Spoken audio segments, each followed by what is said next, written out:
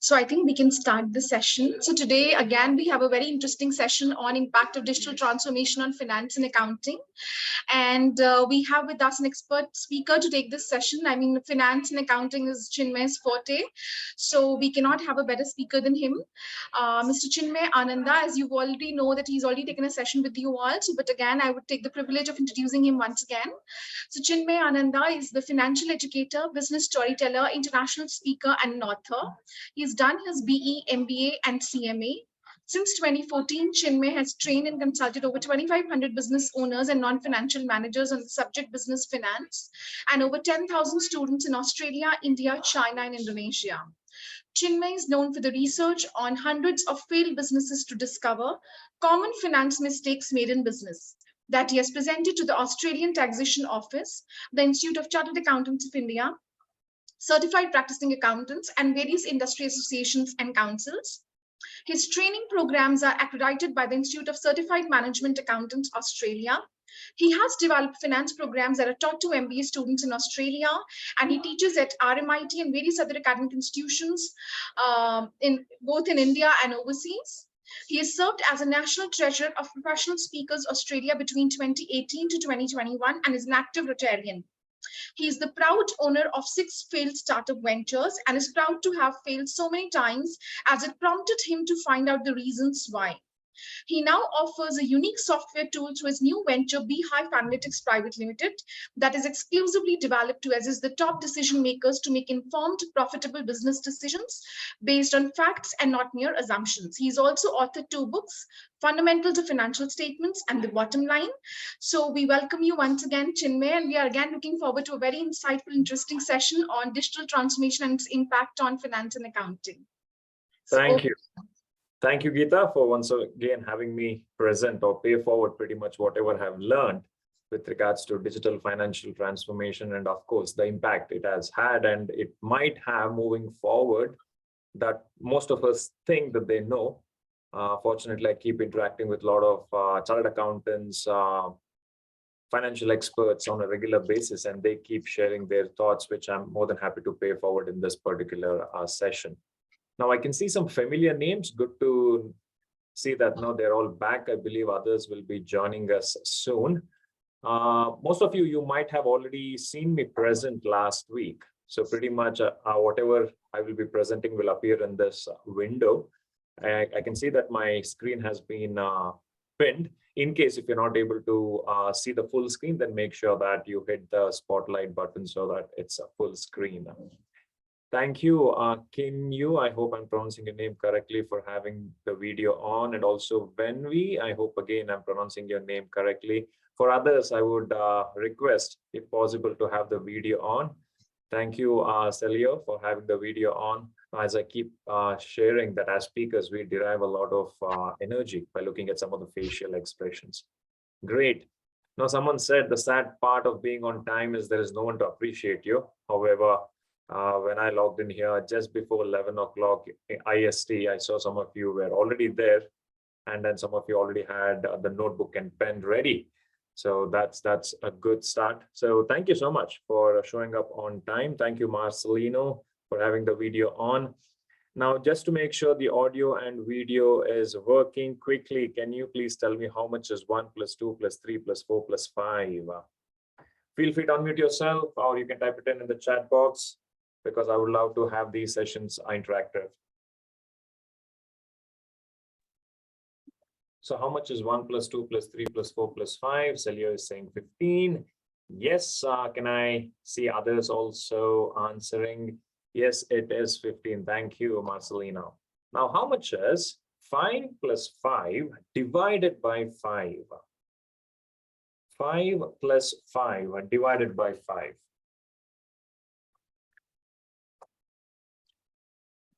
666. I think Venvi is answering the first question. Ooh, okay. Now Venvi says it's 2. So is it 6 or is it 2? Okay, we have 4, 5 people answering 6 and others have answered 2. Now let me make it very clear, neither am I here to teach you arithmetic or the BODMAS principle which we learned in high school. The point I would like to make here is For those of you who went, you know what, 5 plus 5 divided by 5. First, I will divide 5 and 5. So it's 1, 5 plus 1 is 6. And others went, first I will add 5 plus 5, which is 10, and I will divide 10 by 5, which is 2. So is it 6 or is it 2? As I said, I'm not here to teach arithmetic. The point I would like to make here is, this is what happens when it comes to communicating using the language of business, that is numbers. In business, we talk about profit. Oh, the profit margin is 30%, 35%, 40%. Which profit margin are we talking about? Is it gross profit? Is it operating profit? Is it operating profit with depreciation, without depreciation? Is it net profit? So what I would highly encourage all of you to do moving forward is, whenever we are interacting with the so-called non-finance people, non-finance managers, I'm sure all of us, to a great extent, we have some kind of a knowledge when it comes to finance and accounting. But unfortunately, when it comes to people who think they don't understand finance and accounting, rather than giving them answers, somewhere I believe we need to ask questions, relevant questions, to make sure we are all on the same page. If we are not on the same page, then I'm afraid each of us will be right from our own perspective, saying 5 plus 5 divided by 5 is 6. And someone might say it's 2. But the key thing is to make sure we are all on the same page, because today we are talking about digital finance transformation. We are not here just to make sure few people in the organization transform. How can we collectively as a team transform? So let us look at these 3 keywords here. Digital. Now, why digital and why not human beings? So for that, let us take a quick look at the kind of data that is floating around on the internet. Now, one alphabet is 1 byte. One book, let's say around 300 pages, 35 to 40,000 words, it is 1 megabyte, 1 MB. 1,600 books, 1,600 books will be equivalent to 1 GB, gigabyte. 1.6 million books will be equivalent to 1 TB, 1 terabyte. 160 million books will be equivalent to 1 PB, petabyte. And then 1024 petabyte will be equal to 1 exabyte. And then 1024 exabyte will be equal to 1 zettabyte. So on the internet, the kind of information that is floating around is usually measured from ZB, zettabyte perspective.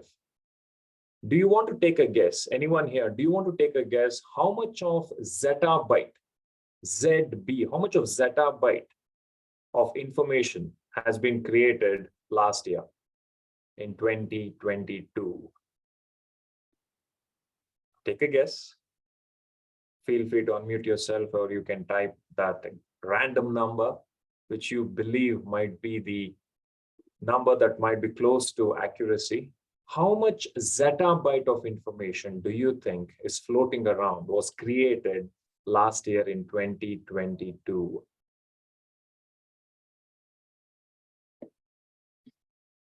For others who have just joined us, you haven't missed much. I'm sure you can catch up with what we have discussed so far. The question that I have just asked is, there is so much of information floating around on the internet in the digital space. So how much of information from a zettabyte perspective, ZB perspective, was created last year? Now throw some numbers. Is it 5, 10, 50, 100? Ooh, Salio is saying 103. I'm not sure if he quickly Googled the answer, but thank you for participating and answering. How about others? Do you think it is less than 100, more than 100?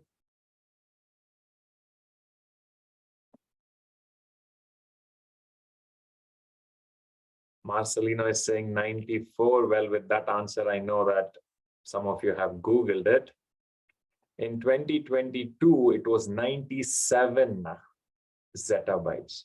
But look at the information that was on the internet in 2010, 12, 13 years back. It was just 2 zettabytes. Now this is almost 50 times more. And this is why, yes, we might call ourselves as superhumans and the most intellectual creature on this planet, but it is very difficult to figure out what kind of information we want when we want from the internet. So this is the space at which the digital internet world is moving. And we are expected to take only those information, those data that is relevant for us and for our organization. Now, what comes to your mind when you hear the word finance? Let me quickly share a link. Please click on the link. You can type up to 3 words on that particular link. So what are those words that comes to your mind when you hear the word finance? You can type 1 or 2 or 3 words and submit by clicking on the particular link that I've shared in the chat box. So when you hear the word finance, what are those words that comes to your mind?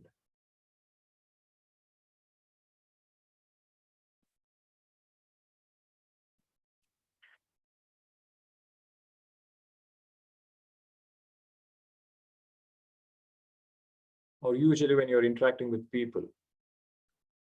Camelia, if you could click on the link that I've just shared, and if you could type the money transaction on that particular link, there are 3 options. Then yes, all of us, we can see the answers. So please click on the link that I have shared in the chat box. Okay, data, computer, information, money transaction, balance, boring, numbers, transaction. Okay, what else? What are those words that comes to your mind when you hear the word finance? Cornerstone of everything, key, daily routine, spirit, body, interesting, numbers, mind. Okay. See, the point I would like to make here is one word, finance, and these are the words that we associate or relate to. And many a times in businesses, I'm sure, when you have been interacting with so-called non-finance managers who may not have finance or accounting background, or who think that finance is beyond the scope of understanding, for many of them, they think the subject finance is too complicated. And that is the perception they have. And whether we like it or not, world runs on perception, not reality. So when we talk about digital finance transformation, somewhere when it comes to finance, yes, we can say that we have mastered finance, or we have got some masters in finance, and then we have got 15, 20 years experience working in a finance department. But it is about how we go about communicating those numbers, the subject finance, with our team members. You can just see, many people think it's operations, money transaction, balance, revenue, information, result, asset, boring, data, so on and so forth. Thank you. Thank you for sharing your thoughts when it comes to the subject of finance. Now, who in your organization leads the digital transformation? In the last 3 years, I'm sure all of us, we have adapted to technology, and to a great extent, there has been some kind of a digital transformation that has happened in our organization. So who was that person? Was it the CEO? Was it the COO? Was it the CTO? Or was it someone else in the organization? Who led the digital transformation in your company? You can type it in the chat box, or you feel free to unmute yourself. Especially during the last 2-3 years, where we were all forced to adapt to these Zoom sessions and interact with others and have meetings and make crucial decisions. So who led the digital transformation mainly in your company? Hello, Mr. Yes, Thank you, Professor, for your question. So frankly speaking, So from public sector, the leader for digital transformation is the government itself. So because of that, we have to follow their instruction and their rules and regulations. That is why we also need to change our daily business into digital transformation. However, up to today, we can do that the fully digitalized transformation. However, to some extent, we can change some of our business into digitalization. So in my case, fully the digital transformation, my answer is that my boss does it. But he is not the, how can I say, he is not the key person for this transformation. The key person for this transformation is only our government. That's it. So it is from public sector. Maybe they have different answer from private company, I guess. Thank you, Professor. Thank you. Thank you. Nvi, I hope I pronounced your name correctly. Thank you for answering the question. So she said it's the government and then pretty much her boss within that particular department who kind of led the digital transformation. Now, I have floated this question to quite a few people during my interaction, whether it is in person or online. And the fact is, the main person who led the digital transformation was COVID itself. It really pushed us to embrace technology, which was already there. Now, the technology that we are using today, Zoom was not started or developed during COVID. It was already there. We didn't really adapt or embraced it. We were not pushed. Of course, there were a few early adopters. However, majority of us, we were comfortable in our own way of doing things. Last week, when we were discussing about the leadership when it comes to the digital era, I mentioned about the 6 most dangerous words when it comes to change. It was always done this way. Now, my clients, I educate people on the subject finance, and I used to do a lot of consulting when I was in Australia, but these days I don't do it much. They were like, "Oh, my finance numbers, it's kind of very sensitive. It's private, confidential data. So we would love you to come to our office and then we discuss." But after COVID, we were forced to have those interactions online. And today, even they have seen the benefit. We have seen the benefit of saving the travel time. And of course, making sure that the meeting is still productive. The point I'm trying to make here is, it is because of these kind of crises, it really forces people to change.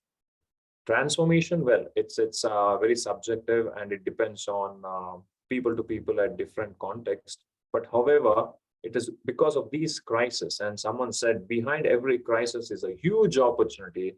The question is, are we going to embrace and look for those opportunities and adapt, or are we expecting someone else to start first and then we keep on imitating them? A research was done, and this is from the Gartner report. The question was, are employees still as productive as they were before COVID? 17% of them said they're slightly less productive. 39% said they're pretty much as productive as they were compared to how they were before COVID. 33% said there has been a slightly better productivity, and 11% said there has been significant productivity after COVID. Some of them are working from home full-time, some of them are working few days at home, alternate days, and sometimes they come to office, so on and so forth.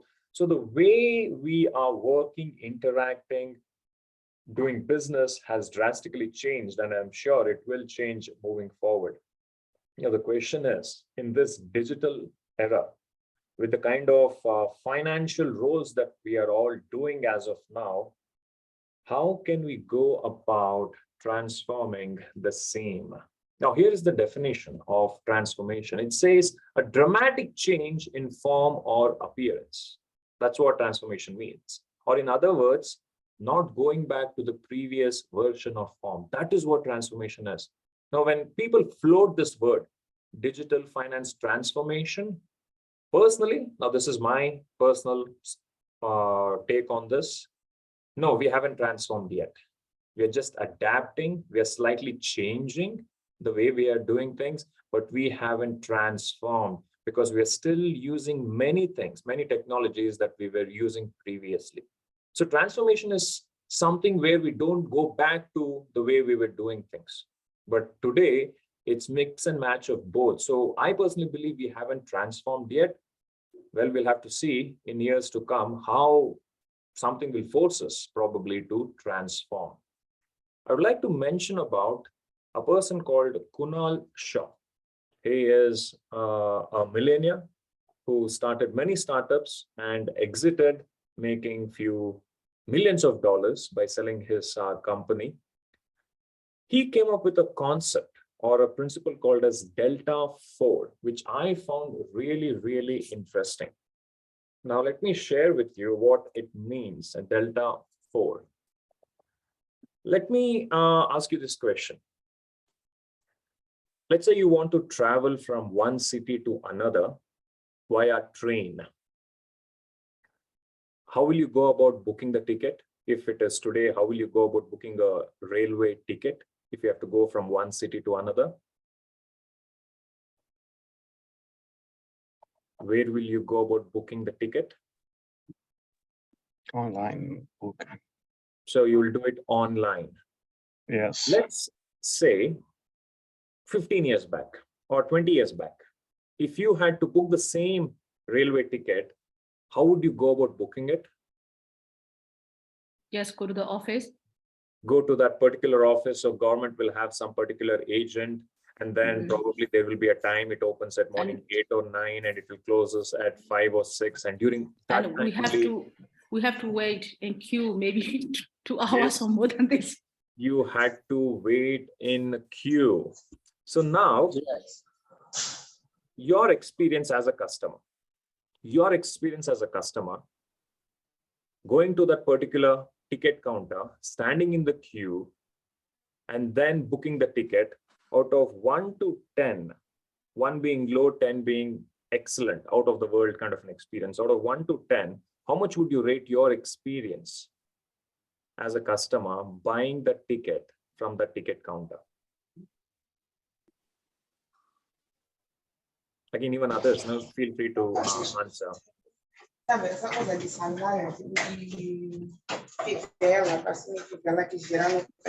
I'm not sure if someone is answering the question. It says Infinix. If you could kindly mute, unless you want to answer the question, then yeah, that would be great. Okay, coming back to the question, on a scale of 1 to 10, your experience as a customer, standing in that long queue, booking that railway ticket, and it has to be sometime between 9 to 5 or so on and so forth. How much would you rate your customer experience? 1 is low, 10 is high. Based on the condition of the country, the answer may be vary. So in my case, let's say I want to wait about 2.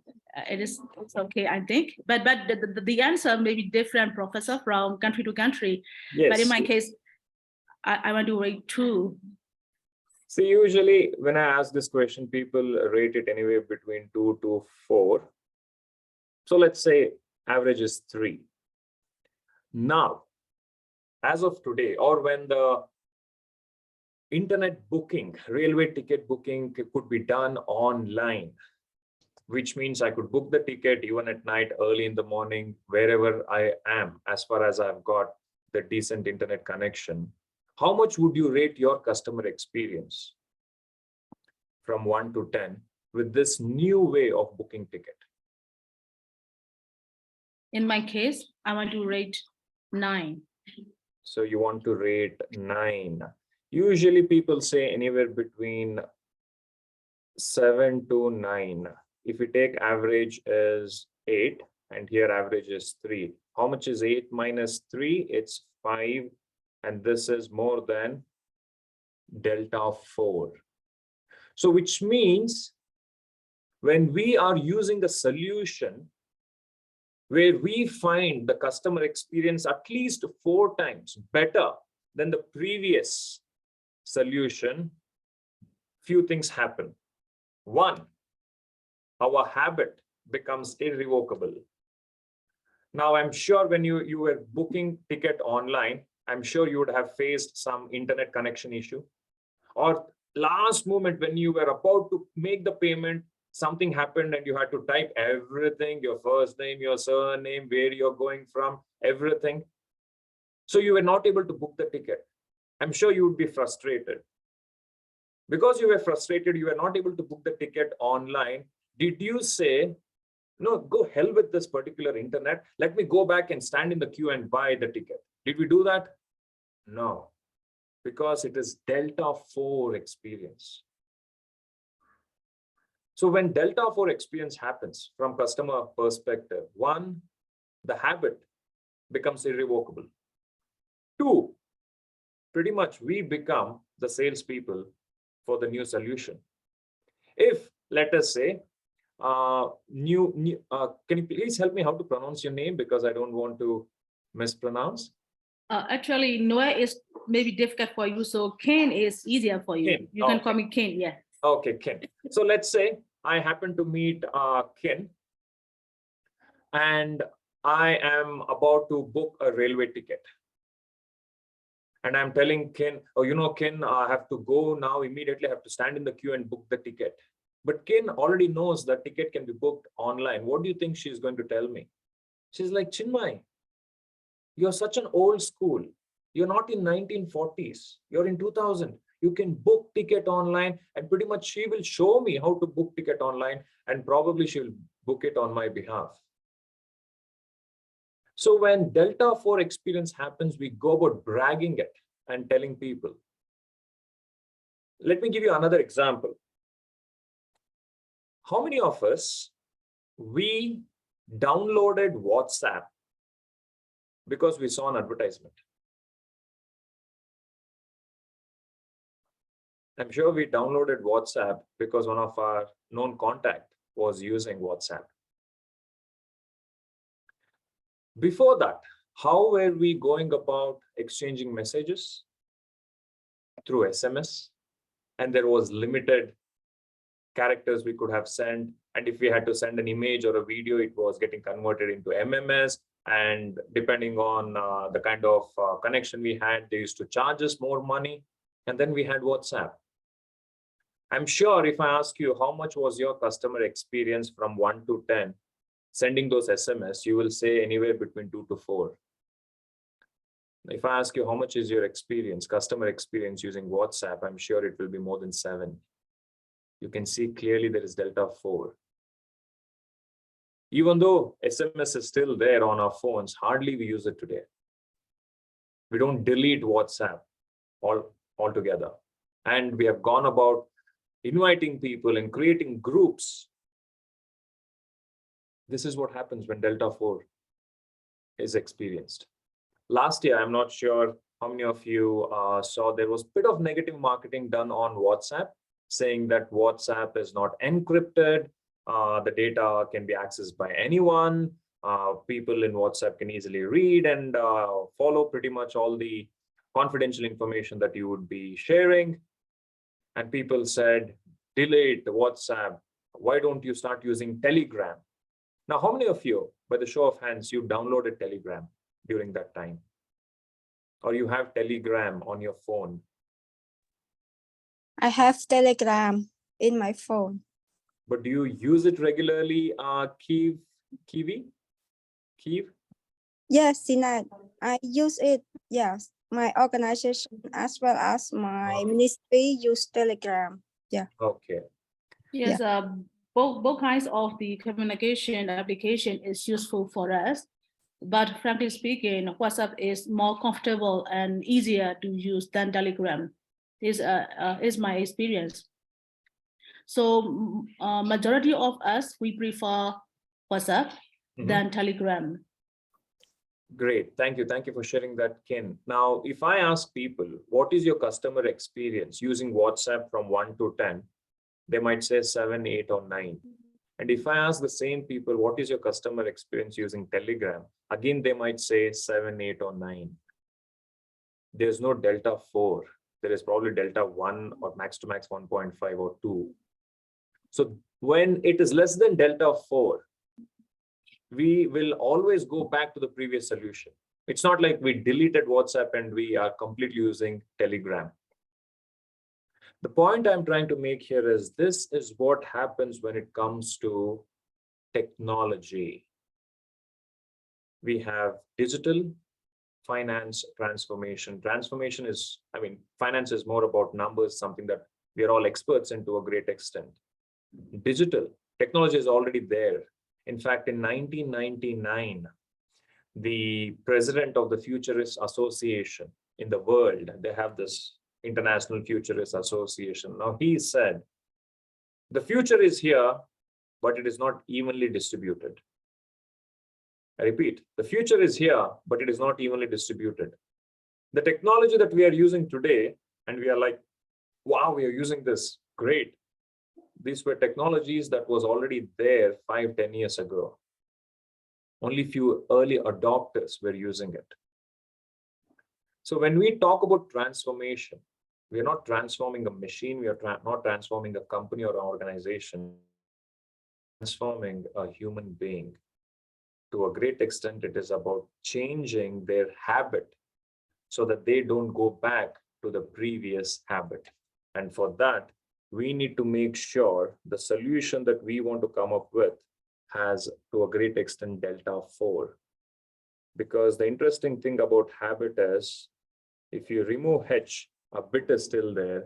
If you remove A, bit is still there. If you remove B, it is still there. And that's why people go back to their old habits, and it is very difficult to replace it. Unless in this context, the transformation happens to a great extent if they experience that delta 4. Now, we discussed last week, for those of you who attended my class, it all starts with capturing data. When we talk about finance, when we talk about any data, it's about capturing it. And looking from finance perspective, we are mainly capturing the 4 things. Money comes in, money goes out, money is supposed to come in, and money is supposed to go out. So whenever one of these 4 financial transactions happens, it has to be captured and recorded. Now, this data is like crude oil. It has to be filtered, it has to be processed. Data filtered becomes information.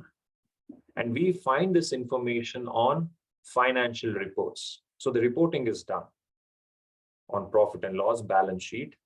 Profit and loss will tell us if business is making profit or loss, or in other words, it's like a thermometer. It will tell us the temperature of the business. Balance sheet will tell us the reason behind the temperature.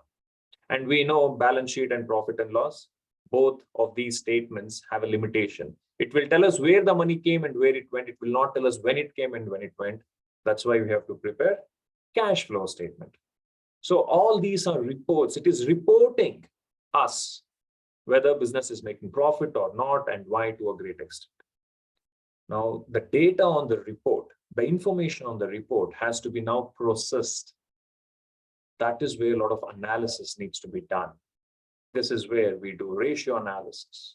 This is where we go about only presenting those MIS report, those KPIs, those key information, because the top management, they don't want big fancy Excel file, colorful reports. They want those relevant, specific information. It's like a scoreboard. When someone is playing the game, they look at the scoreboard immediately within a few seconds, they know exactly if they're winning or losing. That is how the report after analyzing should be presented to the management. Now, obviously, there'll be a lot of questions that they'll be asking. The key thing is communicating numbers in simple layman language. At the beginning of the session, I asked, how much is 5 plus 5 divided by 5? Some of you said 6, some of you said 2. When it comes to communicating numbers, the main thing that we have to keep in mind is, are we all on the same page? And then collectively, we can decide how to go about making that decision. As they say, none of us are as smart as all of us. But unfortunately, in many organizations, they bypass most of these steps and they're making decisions based on gut feel or assumption. But in today's world, if we can really embrace technology and adapt some of those digital, call it apps or software that are out there that are relevant for our business, for our organization, then to a great extent, all of this can be automated, where we will have very less interference when it comes to doing the repetitive work again and again, but instead we can bring in our expertise of analyzing and communicating. Now, I'm sure all of you at some stage, you are expected to present to your managers or boss or someone in the higher up in the organization about what's happening in your department. And you have gone through this. From your experience, I would like you to quickly tell me, where is the bottleneck in your organization? Again, I'm sharing the same link in the chat box. Please click on that particular link and let me know where is the bottleneck in your organization. You can rank it accordingly.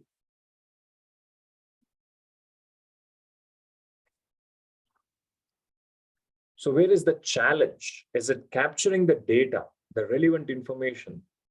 Is that the challenge? Is reporting the challenge? Or is analyzing those reports and data, is it a challenge? Or is it communication with the team members, pretty much making them understand exactly what's happening in the business? Is that a challenge? Or is it decision making? Where do you think in your organization is the bottleneck?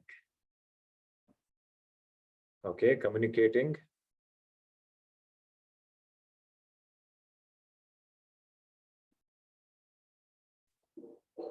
Capturing data, okay. How about others? Where do you think is the real bottleneck in your organization? And you can rank them 1 to 5 accordingly.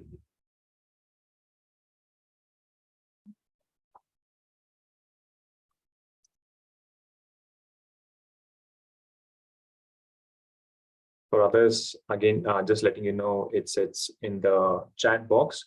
Okay. Now decision making, some of you are saying even reporting and analyzing. Interesting.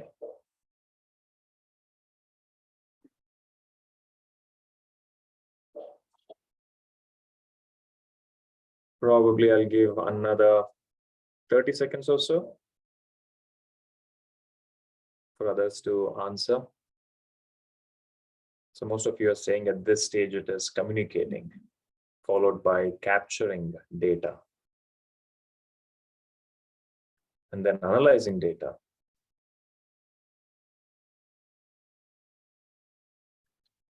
Okay, clearly it shows communicating very closely, followed by capturing data has gone up now.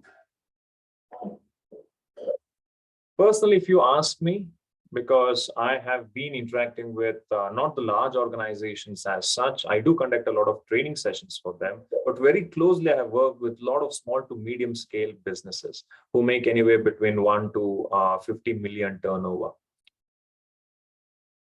What I have seen the pattern in most of these businesses is the biggest challenge for the top decision maker. They're not very clear as of today if they are making profit or not, and if they are making, how much profit they are making, and again, how much cash flow is happening within the business as of today. They're relying on the data that was compiled last month, which means more or less they're looking at the post-mortem report, and by the time they receive what has happened, they would have already made decision. So they're always behind with regards to what's happening and what are those information or critical decisions that they should be taking. And again, for them, the biggest challenge is capturing data. And I thought to a great extent, pretty much 10 years back when I started educating people on the subject finance, that corporates, I think they know what they're doing. They've got millions at their disposal. They will have access to the best of the best technology. But unfortunately, that's not the case. Because in the first place, it is very difficult for these large organizations to be agile. They can't implement something overnight. They can't get rid of something overnight because there are hundreds of people who would have adapted to a particular platform. And if you're expecting them to change, obviously they use the 6 most dangerous words. It was always done this way.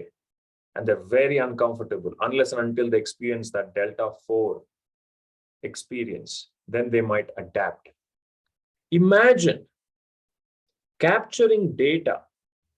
If that itself is not accurate, if you're not capturing the relevant data, then pretty much whatever we are analyzing and communicating and going about making decision, it's all based on assumption. It's like garbage in, garbage out. The reason even today, the best of the best analytical software, in fact, I'll be showing one of the software that I built from scratch later during this session. The reason we are not able to effectively implement is simply because we are not able to get the data that we want. Because there is so much of mess when it comes to recording these data. So that is what I pretty much experienced in most of these businesses. Getting reliable data, here are the 7 things that we need to keep in mind, and we need to constantly make sure these 7 boxes are ticked so that the data that we are capturing is really worth analyzing and then effectively communicating. To begin with, it has to be extracted from a credible source. At least in today's world, most of the transactions are happening online. Very less cash transactions are happening. So to a great extent, yes, we can say most of the transactions are happening on the software that we are using. Accurate and free from error. Many a times, the challenge is with the second step, because there is some kind of a human intervention. The person who probably passed on an invoice to an accounts department, they accidentally entered some other wrong information, and instead of crediting, they debited something, or it is a suspense account and it is lying there. And there is some kind of an error, or there might be an entry that would have done more than 2 times for the same transaction. Someone has paid advance, they show it as income, and then the remaining is paid, they open another account and they show it as income. It becomes a very challenging thing to later sort it out. Making sure it is complete and comprehensive. And unfortunately today, as more than 95% of the people use accrual method of accounting. So money is supposed to come in and money is supposed to go out. They don't record it and maintain a simple format, because sometimes even bad debts will be sitting there just to make sure the balance sheet looks healthy as receivables.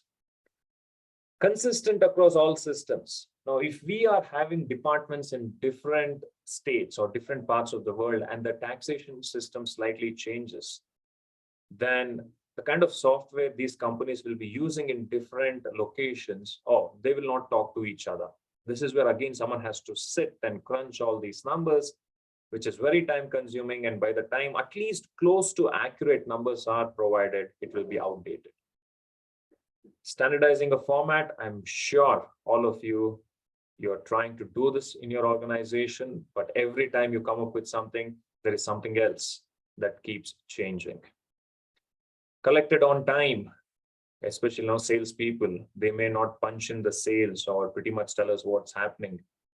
And some of the customers would have made the payment, and by the time we track with those reference numbers, again, that will be a challenge to make sure as of today, what are the outstanding and how much amount has been collected.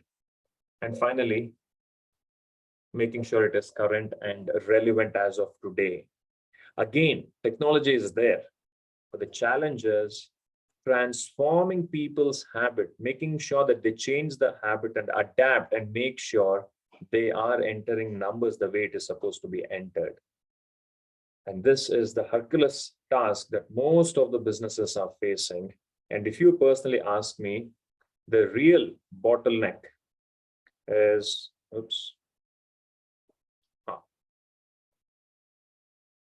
give me 1 second. Looks like my PPT has frozen. Let me quickly refresh. Looks like now it's working. So the real bottleneck in most organizations is stakeholders are not able to see value. If people don't see value in using something else from what they have been using, then they will not adapt. As we just discussed about Delta 4, with that Delta 4 customer experience, customers will see value with that online ticketing, booking ticket, railway ticket. No, they see value of the time that they have saved, the kind of inconvenience they would experience standing in the queue, and the comfort of booking a railway ticket wherever they are. That's the value. Now, when we talk to our team members and we tell them, hey, we need to adapt, we need to change, we need to come up, we need to embrace different technology. And if they are not able to see value, then I'm afraid most people will not use it. I'm not sure who said this, but I feel it is very, very relevant. Digital transformation must be oriented to improve the value of customers and employees.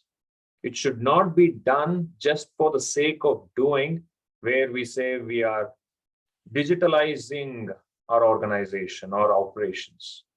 Okay, great. Let's digitalize. Let's do it. However, is it showing or giving any value to the customer and employees? Because end of the day, when we talk about transformation, we are talking about people. We might say we are in a B2B business, we are in a B2C business, or we are in a B2G business. We do business with governments, or we are from the government, we are part of the government departments. Doesn't matter if we are part of for-profit, non-for-profit, government body, doesn't matter. End of the day, it is all about hedge to hedge, human to human. So a fellow human being has to adapt and change if we have to really transform. So now, for that, we need to face the fact and ask ourselves, our organization, at what stage are we when it comes to the digital maturity scale? Are we still skeptical if this will work? Should we really adapt? We have been using SAP or Oracle or one of those fancy softwares, and we are still comfortable with Excel because we have changed, we have tried this. The previous government kept aside a lot of budget and we tried some. Are we still skeptics? Or are we beginners where we have started using mix and match of little bit of some kind of a technology, maybe for communication, if not on WhatsApp, we might be using Slack or other platform. Or are we an emergent kind of a team? We have a strategy, we are updating to technology, but not at a rapid scale. We are taking our own time, but gradually we are updating. Or are we in an advanced level where we are already doing a lot of automation? We are syncing in different softwares where they're talking with each other. We have built APIs. We are also using some kind of ML, machine learning and artificial intelligence. And we are trying to make sure we use scalable technology. Or are we already leaders where we are disrupting the market? We know to a great extent what's happening. And pretty much we are doing a lot of R&D. We have invested in building our own software to a great extent, making sure that the real digital transformation happens. Now, if you're comfortable, I would like to know at what stage your organization or your team is on this scale of digital maturity. Now you can quickly type it in the chat box. Still in the skeptic stage, beginner stage, emergent, advanced, or leader. Again, it's not about right or wrong or good or bad. As they say, best way to solve a problem is to first accept the fact that we have a problem or a challenge that we need to solve. Now, Kin has said they're in the emergent stage, which means they are using some technologies, they're updating technology. Okay, good to know. Even Ernesto has said emergent. Okay, great.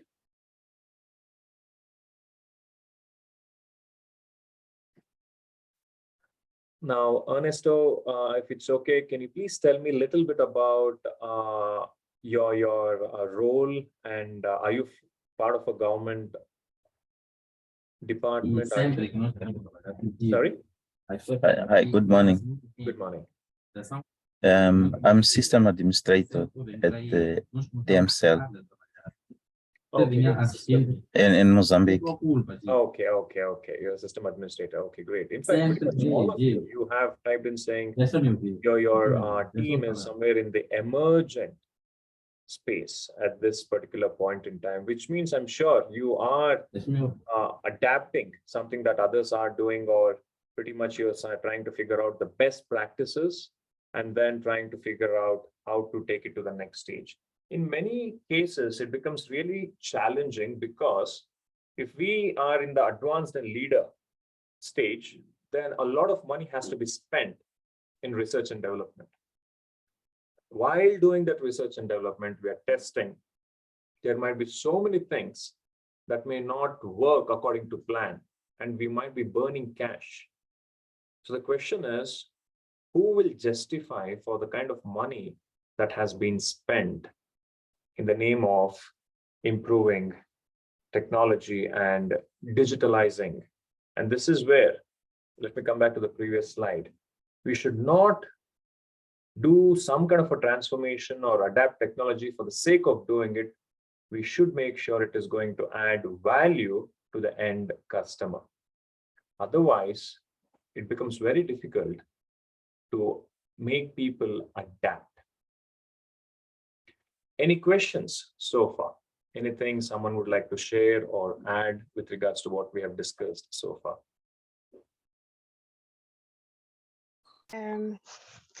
Thank you for your presentation. I want to know how to increase the value to customers to improve our digital transformation, please. Okay. Camelia, thank you. Thank you for that question. Now, showing value to the customers.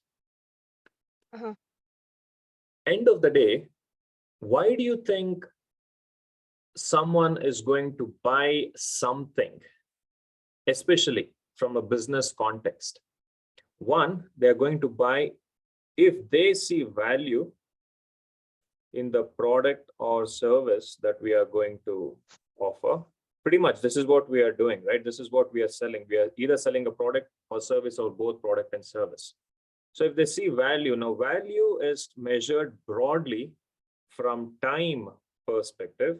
If it is going to save them time, and we might say, oh, it's comfortable, convenience, everything more or less will come under this. Or is it going to help them save money? Okay. If both the boxes are ticked, then more or less it's a no-brainer. They see value in what we are offering. Many a times, now to be more specific to the question that you have asked, Camelia, customers today, they want the transaction that they're going to have with the vendor or supplier to be smooth. They don't want to keep interacting with different people at different stages where they have to keep repeating the same thing over and over again.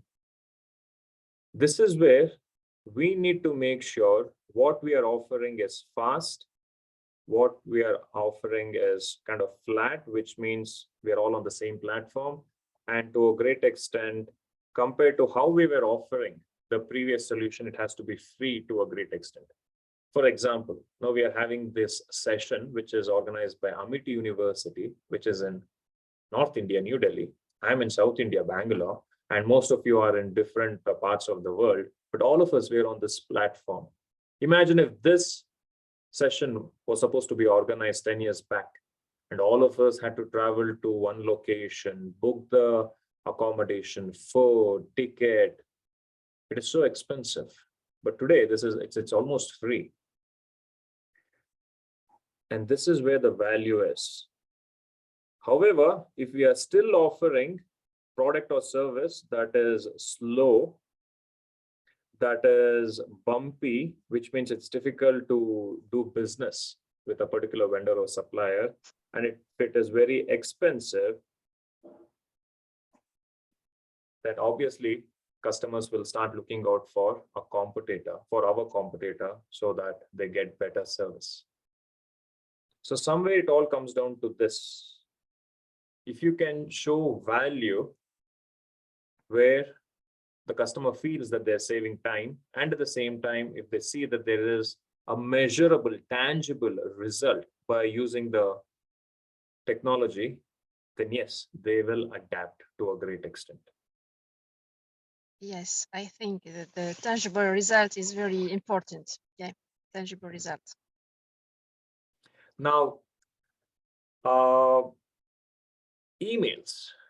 It still surprises me when I see sometimes medium scale businesses who make around 50 to 100 million turnover.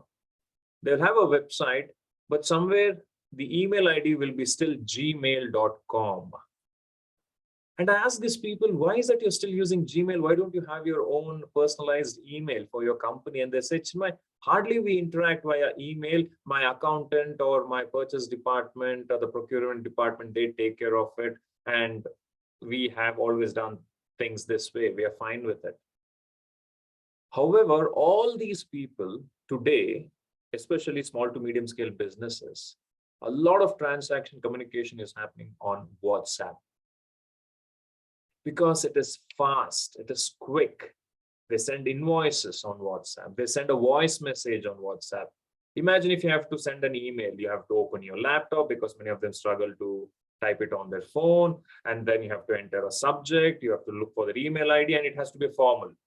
Dear Kin, I trust you have been well. I hope you enjoyed your weekend.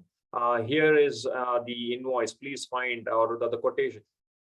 And it will take 5 to 10 minutes. But most of the small to medium scale businesses, the business owners, the key decision makers, they're all rounders. There's so many things that they're doing. They're working 8, 10, 12 hours a day. So they'll just send an invoice message and they'll send a voice message saying, here is so-and-so, whatever it is, feel free to call me, done. I hope you can see the value from a small to medium scale business owner's perspective. Similarly, for our customers, for our employees, if we can show value, and if it is Delta or phone, nothing like that, then that real transformation is going to happen. Something that I am testing as we are speaking with a couple of my clients, because they were always saying, Chinmay, you talk about all this digital transformation. In theory, it looks good, but in reality, it is so difficult. I'm like, yes, I understand. It is challenging. If it was easy, then everyone would have done it. Because there are a few things that we need to keep in mind when it comes to transformation. What do you think will happen if we really embrace the latest of the latest technology? What do you think will be the first thing that runs in an employee's mind? Let's say a typical bookkeeper or an accountant who is in charge of bookkeeping, data entry, account receivables, payables, they give the call, they record all of it. And the business owner or the boss or the manager of that particular department is going to say, we are going to completely automate where your job, 80% of what you're doing will be reduced. What is the first thought that will come to that particular employee's mind? I'm losing. Sorry, what was that, fellas? I'm losing my job. Exactly. Will I be made redundant? Will I lose my job? So it's like, imagine someone taking the food out of your mouth. Now, I will have my personal commitments. I will have my EMI to pay. I would have taken a home loan. I need to pay fees for my children. There's so many things. Do you think at the cost of transforming the company, I will put my job at stake and transform? Come on, let's face it. This is one of the biggest challenge This is where one needs to educate, saying that, you know what, slowly you have to transition in such a way, the way you're going to add value will be in a different place. Looking from a government perspective, it is even more challenging for them, because if they adapt, which they can afford, they can borrow money, or they can take budget from different department and put it here, and they can completely digitalize. But if they do that, many people might lose job. And imagine letting go of a government employee. Probably they will have association groups, they will have their unions, and then again they will come back to the government saying, give me a job, you have to take care of me. Especially people who are in their 40s and 50s, it becomes very difficult for them to adapt and compete with the latest of the latest technology. Now, I don't want to name where in Australia, but there is this prison, and one of my known contact, his wife, she works there in the IT kind of a department. It's kind of a contract. And she was telling me one day, we were having a conversation. She said, Chinmay, the people, the jailers who are there, they've been working there for last 25, 30 years. They don't even want to use Excel file. Forget about all the softwares. They don't even want to use Excel file. Because if they start using Excel file and they can track at what time the particular person started the shift and what time they left for lunch breaks, on and so forth, everything is kind of automated to a great extent. That person's job will be reduced by 3 to 4 hours. And he's like, what will I do in that 3 to 4 hours? Rather, I will go recording it manually in this particular big register book. Now we're talking about transforming these people. Oh boy, it's going to be a challenge. However, somewhere that balance needs to be done. How are we going to still retain them? And at the same time, how are we going to make them bit adaptable? It's an ongoing challenge, and this is where our management and leadership skill needs to be implemented and executed. Of course, there was a time, I believe it was in GE or IBM, I can't remember. In fact, a book was written by that particular CEO. This is what he did. He said, here are the parameters on which we are going to measure your performance, and the bottom 10% will be made redundant every year. So pretty much they made sure that people are adapting and learning and making sure that they're adding value rather than doing the same thing again and again and again for 5, 10, 20, 30 years. New companies, what I have observed, what they're trying to do, and we're experimenting, which I wanted to share a while ago, is best way to make people adapt is to throw a challenge, is to make sure the suggestion comes from them, the ideas comes from them. And we are experimenting this with one of the companies where I have invested, and we have around 150 employees. So it's a predictive data analytical company. We have 150 employees, and it's very difficult to retain them because every time now they are headhunted by other large organizations. And at the same time, we need to constantly keep improving the tools where they do the data mining to a great extent. So this is where, rather than the CEO telling them, this is the new technology we are going to build and adapt, we are experimenting with something which looks promising at this stage. Probably in the next 2 to 3 months, I'll get to know the real picture. We said we are going to have a competition. Most of you, you know how this organization makes money, how our company makes money, where money comes in and where it goes out to a great extent. And if you can tell us how we can save time, which means how can we be more efficient, and at the same time, how we can save money by being more productive and effective, then there is a prize. And the prize money is something pretty much very equivalent to their annual salary. So imagine someone is getting $40,000 annual salary. We have said that is going to be your prize money. It's like you will get 1 year salary paid if you give us the right solution for this particular thing. And of course, other consultants are saying, just don't go with one solution, go with 2 or 3 so that they all feel welcomed. And now we are trying to make it as a group competition. And as I said, only time is going to tell us how effective this particular strategy is going to be. But at least one thing we have observed, everyone is showing up on time, everyone is working, everyone is clocking the number of hours that they were supposed to do. And we have seen an increase in productivity because somewhere we feel that they're owning the strategy as of now.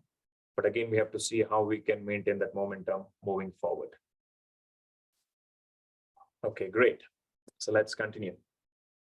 Now, many a times we think that we have to completely transform the whole organization. It's more or less like boiling the ocean. Now, let's not boil the ocean. We'll have to burn a lot of cash and a lot of resources will go wasted to a great extent. And the worst thing is when people don't use it. This is where timing becomes very critical. I still remember 12 years back here in India, the city where I live in, which is called Bangalore, the IT capital of the world. So we're talking about digital transformation. So I can see all these software engineers and these software companies pretty much building the next big thing. So back in 2008, 9, 10, around that period, the Polish commissioner of our city, he decided to give BlackBerry phones. Those days, BlackBerry was a big thing. Apple had just launched their first iPhone, I suppose, or even before that. Now it was a BlackBerry that was ruling the mobile market. They purchased thousands of BlackBerry phones and they gave it to the police officers and constables for them to book the ticket on the phone. So they interlinked it to the control system and they said all you have to do is enter so on and so forth, probably take a photo or enter those numbers, and then we can avoid all the manual entry which has to be again re-entered in the control room. So it was late in the evening. One day I was stopped by a police officer and he was randomly checking my license and making sure I was not drunk. And of course I wasn't. I casually had a conversation with him and asked him, sir, if I'm not wrong, recently I read it in the newspaper that you're all given BlackBerry phones. How is it going? Are you all using it? And this is the reply the constable gave. If I knew how to use all these phones and technology, I'll be working as a software engineer rather than working here as a police constable. Now, I'm not generalizing the police department. I'm not generalizing anybody here. But the point I'm trying to make here is they wanted to transform. They wanted people to adapt to technology, and you can see the resistance. So this is where, again, it becomes very critical for us to make sure how people can be made to see value. IBM, back in 1980s, when they had that big, almost room-sized computer, which they wanted to sell to all these multinational companies, it was becoming so difficult because one, it was very expensive from the customer perspective, and two, they were not able to see real value and employees were not very sure if they had to adapt to it or use it. And again, they were all concerned what will happen to their job. Then they finally hired one of the best salesmen, and he happened to be from an insurance company, but now he was brought in to sell computers, the IBM technology. And he started selling IBM technology left, right, center. And they asked him, how are you able to do it? And he said, I'm talking about only one benefit, because I realized where the real pain point for all the employees is. Because the company can afford, but their concern was, will people, my employees, will they adapt? And he asked those employees, on which day of the month, you're supposed to get your salary? They said probably, we, according to the offer letter, according to whatever we have signed, the salary is supposed to be deposited to our account or the cash. This is 1980s, or the salary should be given to us on 10th of every month. Do you really get your salary on 10th of every month? They said no, sometimes 11, sometimes 12, sometimes 14, 15, because the accounts teams are saying they're still consolidating, and sometimes they have got cash issue, sometimes they have cash, but they can't pay us. So there is so much of issue. And this particular salesman said, if you start using IBM technology, you will all get paid within 10th of every month. Boom. Employees are like, yeah, we want it. Value. He was talking about the benefit, not the feature. He was not saying how fast IBM works. He was not saying what kind of space it can hold on. No, he was not talking about any of the features. He was only talking about the benefit. So this is where we need to figure out what are those benefits, what are those values that we think our employees and customers are going to really like and hopefully adapt with the transformation that we want to bring in. So let us do something interesting. I would like to have a small group activity, and this is what I would like to like all of you to discuss. We are around 25 participants. Probably we will split into groups of 4. I'm not sure if Geeta, who is the host, or maybe Dr. Shika, if I may request you, or probably I think I can do it here, right? Can we have a breakout session? Yeah, sure, Chinmay. You can. If you have any difficulty, I may ask IT people to do so. Yeah, there is breakout rooms. Okay.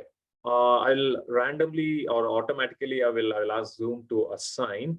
So we will create probably 4 will be 4. Okay. We'll create 5 groups. So randomly it's going to select, and I would like all of you to discuss this particular question. What would you tell your team members on why we should, as a team, why we should adapt or embrace digital finance transformation? Maybe you can come up with 3 to 5 benefits that you believe is something that the employees, your team members, will see value. And then probably I'll give 10 minutes. We'll come back to the main room and we will share our thoughts. Are we all good with this? Okay, I can see all the head nodding of those people who have got the video on. Thank you, thank you. For others who have not got the video on, I would request you to kindly have the video on during the breakout room session so that it will be interactive. And please discuss this particular question. What are those benefits that you believe your employees will see as in value, and what would you tell them? Maybe 3 to 5 benefits, that would be great. So I'm creating 5 breakout rooms. Randomly it will select, and I will see you all in 10 minutes. Oh yes, room 1, 2, 3. Oh, I would request you, as soon as the breakout room starts, identify one spokesperson. So that person, you can take notes, and once we are back to the main room, you can share what was discussed during this breakout room, and you can share with the rest of us the 3 to 5 key benefits. There is one room that will have 4 participants. Apart from that, we will have 5 participants in the remaining 4 rooms. Any questions before I click the breakout room? Okay. No, Professor, all clear. All clear. Thank you. Thank you for confirming that, Ken. Okay, open all rooms. So you're all invited to join a breakout room. Kindly join. See you all in the next 10 minutes. All the rooms are closed and everyone will be joining us now. Great. I hope you had a productive conversation around this particular question.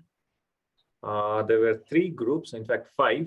However, as some of them were not active and some of them were traveling or driving.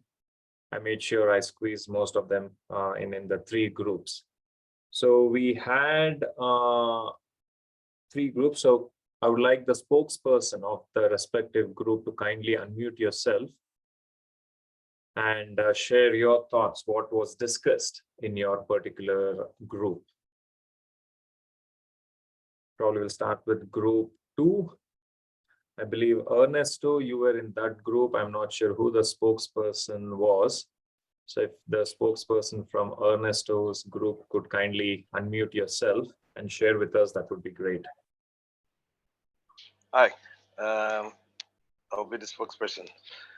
We have gathered several ideas, but the top ones would be we would implement digital financing in our company because it's faster and secure and more secure. Mhm. It's more efficient and consistent. Okay. And the other one was because of time management, but it's kind of repetition because I said fast and secure, right? Mhm. So fast and secure, efficient and consistent, and it will increase productivity. Okay. Yeah, we had more ideas, but those are I'll put those ones at the top 3. Okay, good to know. Thank you. Thank you for sharing that, Elizabeth. Faster, secure, efficient, consistent, and increases productivity. Okay, and who was the spokesperson from group 3? Kin, I think it was your group. Yes, Professor, yes. Yeah, please. Okay, thank you for this kind of activities. And my group have 2 members, I myself and Ms. Nana Wang, she's also from Myanmar. So according to our discussion, we pick 5 points, the advantages of digital transformation. The first one is it is easy, user-friendly, because the process right now, we are using the traditional process, using many pages and many paper, such kind of thing. So by using digital transformation, we can skip such kind of thing. And also it is a kind of supportive to the site, easy for our boss. So it is easy. The second one is reliable. Reliable. Just only 1 click, we can transfer our money to another company or another organization. No need to carry such kind of the bulk of money and just go into their office. We can skip such kind of burden, just only 1 click. So it is kind of reliable thing. Number 3 is the time function. We can reduce timing by using traditional way. No doubt we have to spend a lot of time to do such kind of money transformation. So digital thing can save such kind of time consuming thing. So it is another good point. The 4th point is comfortable. So every user, maybe your company and my company, all employee, we are easy. We don't get any tiredness for doing thing on ground. Just only 1 click, your computer, my computer, just connect, and we can do what we would like to do online. So this is the 4th point for good thing. The last point is the skill development of the employees. If we would like to use such kind of digital thing, all the employees of our organization must be developed and they must be trained, and no doubt their skill will be developed. So this is the another advantage by using digital transformation. Professor, there may be other advantages, but because of time and because of the activity, we pick these 5 points. Why we should change digital finance transformation from our traditional finance transformation. That's all, Professor. Thank you. Thank you. Thank you for sharing. Thank you that. very much, teacher. Thank you. So it was 5 things: user-friendly, reliable, reduces time, comfortable, and also, you know, if it's like pretty much you have to adapt as a team to improve, and then you should have that skill set. Great. Thank you. Thank you for sharing that, Ken. Someone from group, I believe, 2, 3, 4. We had Celio in that group. Someone from Celio's group, or even Celso, I believe you were also in that particular group. So if you could kindly. Yes, Marcel. Yes, I mean, so thank you.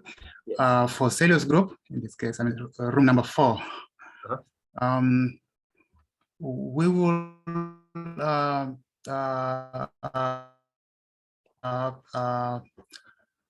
regarding the question, so the finance team should adopt technology tools to easily manage finance transactions to ensure cash flow. When we say cash flow, we are referring here to, we sell products or services.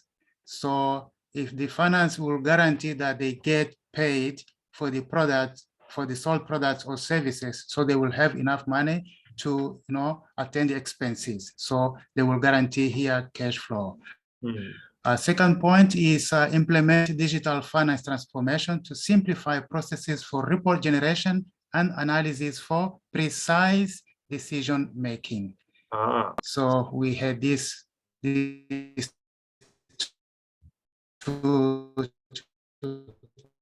points. Precision. Okay, great. Thank you. Thank you for sharing that, Marcelino. The critical 2 things. One is cash. Now, as they say, sales is vanity, profit is sanity, cash is king. So it's the lifeblood of any organization or a business. Definitely, no. By having productive systems, we'll be able to effectively manage cash flow. And another one was around reporting, making sure that if reporting is simplified and we have that real live data, then yes, to a great extent, we know what's happening. This is where I derive a lot of inspiration when I look at the way sports has been telecasted over the years. You see any sport, when it go now, it's like the football. The way it was broadcasted last year compared to the way it has been broadcasted this year is entirely different. No, there's so much of technology that are adapting. After the players are done, the first half is done, immediately they'll give us an analysis. Who spent how much time, how much pretty much meters they ran, at what speed they ran, and how much ground they covered. So much of analysis. And based on that, imagine how they can further improve the game. Similarly, if we can come up with this simplified reporting where we know exactly what are the things that went according to plan, what didn't go according to plan, and what can be done, if we have that live simplified data, then nothing like that. Great. Thank you. Thank you, everyone, for discussing this in your respective groups and coming up with this benefits. I know it's been more than 90 minutes and we have been discussing, well, pretty much I've been speaking. You must be tired of listening to me. So how about we take a quick 10 minutes stretch break? Grab yourself coffee, tea. I'm not sure at what at this particular time of the day, how you go about refreshing yourself. Let's take a quick 10 minutes stretch break and let's come back and we will continue for another 80 minutes. And then we'll have a lunch break. Sorry, did someone say something? I missed that. Okay, I think it's all good. Let's take a quick 10 minutes break and I will see you all exactly after 10 minutes.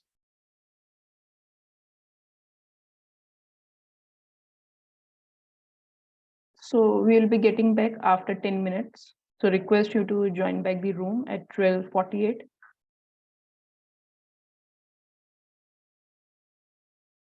I hope all of you are back and you're in front of your system. If yes, please have the video on, or you can type in the chat box saying yes.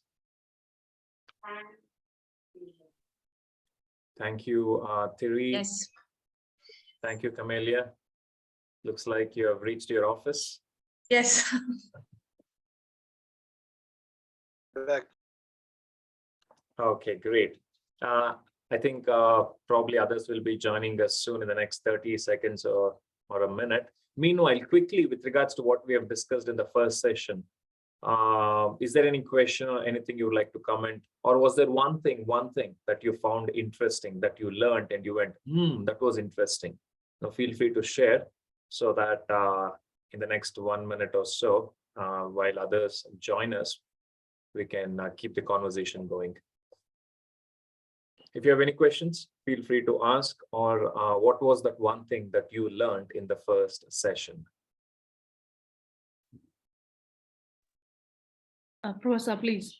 Yes, Ken, please go ahead. It isn't just my clarification, and I want to know in detail. So based on my experience, sometimes we need to change our traditional, how can I say, traditional of our job. For example, before my department is doing the paperwork thing for driver license issuing and vehicle registration, such kind of thing. And later on, just you mentioned earlier, because of COVID-19 is the key thing, and also the policy of the government, we need to develop technology, and we accept the online application from the applicant and online registration, such kind of thing. We are practicing right now. So the problem is that sometimes by applying and developing such kind of thing, we have to face unexpected problems. Honestly speaking, for example, we need to do such kind of thing. We want to do better service for the client, for the customer. But sometimes, because of some dishonesty or such kind of, how can I say, such kind of dishonest thing of our own employees, this kind of changes makes more difficulty for our client. Do you understand what I mean? Yeah. So I think that this is one of the common problem among the public sector governmental organization. So my question here is, how can we overcome such kind of problem? We want to do better services, but the result, what we get from our changes, is the kind of negative consequence. So such kind of situation, how can we overcome this problem? What is the best solution for such kind of problem? Based on your very huge experience, can you give any suggestion for to solve such kind of problem to me? Thank you, Professor. Okay. No, firstly, thank you for that interesting question that you have asked, because yes, it's a challenge, not just in one part of the world. Pretty much everyone faces in different departments. Now, whether we like it or not, technology is a double-edged sword. It's all about how someone is going to use, and if someone is going to use it, there will be someone who will unfortunately misuse it and abuse it. And I don't think we will have a permanent solution, because I personally believe, from my limited experience, every solution will come with its own baggage of challenges. Now, one of my professional speaking colleagues back in Australia, he said in 2003 or 2004, Bill Clinton, who was the president, in fact, he was the former president back then, he was invited to Australia to give a talk. And those days he used to charge $400,000 for a keynote. And this is how he started his speech. And he said, mankind, humans, they invented bow and arrow initially for hunting and pretty much to safeguard themselves from wild animals. So they came up with bow and arrow. They discovered, or they invented bow and arrow. And it took them 150 years to come up with a shield to protect themselves from the same bow and arrow. So bow and arrow was initially probably developed to hunt wild animals, but slowly human beings, started fighting with each other using the same bow and arrow. So same thing when it comes to technology. Yes, in the name of transformation, in the name of speed, in the name of reliability, in the name of reducing time and being efficient, making it comfortable, somewhere the biggest challenge today is the security, how secure the data is. It's at stake. And when we want to use it in a good way, there is someone who wants to abuse it and misuse it. So Ken, my take on this is, unfortunately, I don't think we will have a permanent solution. It's like, imagine if everyone in the world becomes honest, then there'll be no jobs for police, right? And all the jails, pretty much we can make it as museums, saying that, hey, there was a time when people used to be dishonest, they were behind bars. But I hope that one day we are going to see that in our lifetime. But somewhere I feel when we bring in technology, there is always a challenge that comes with it. And that is what we are facing today. Now, people sitting anywhere in the world in the black market, they're trying to hack system and then extract all the personal data. Like even today, just this morning, I got a message saying that your toll bill fee is still pending and already penalty has been issued. Click on this link and pay it. Now, I sold my car when I was in Australia 4 years back. Last year, unfortunately, the company that was maintaining this data, the data was compromised and it was sold in the black market. So they're constantly sending messages, hoping that 1 in 1,000 will click and they can get access to our phone. Anyway, to answer your question, Ken, every technology, unfortunately, will come with its own challenges.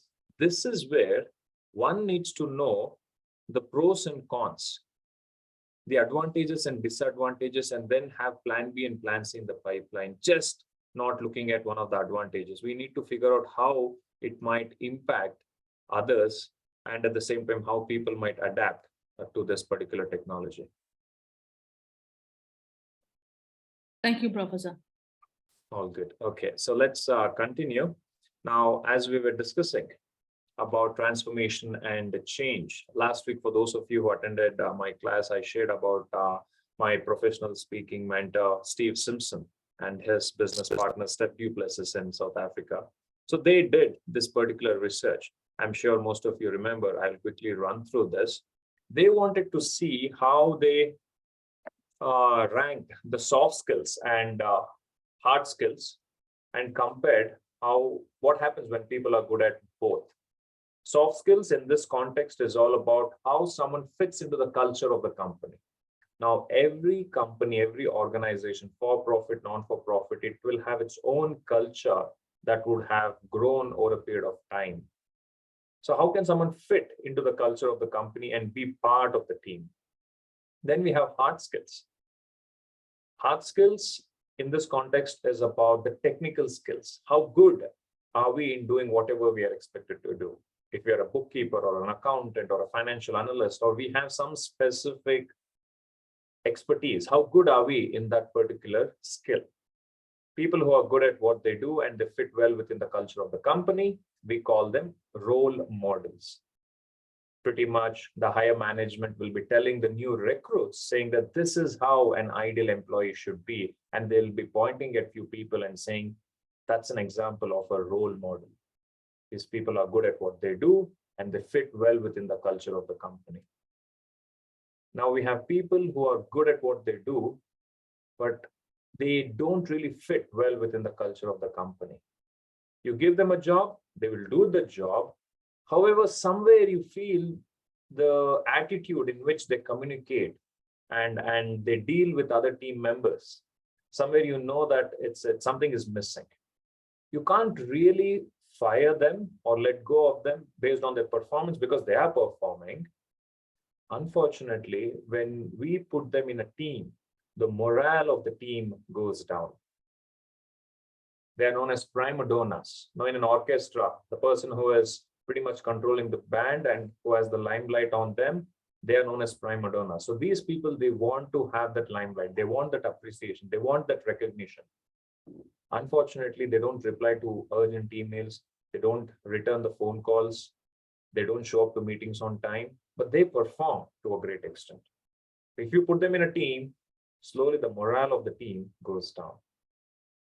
Then we have people who fit well within the culture of the company, but they take the time to learn the trick of the trade. So some training needs to be done. Time needs to be invested for them to really understand what is expected from them. But these are team players. You can count on them. You can trust them.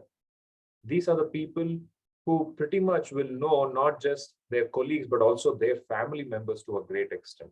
So they take that one step to make sure everyone is doing all right. You can always rely and there because they have got their back.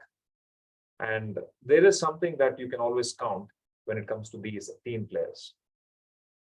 People who are not good at what they do and they don't fit well within the culture of the company, they are wrong recruits.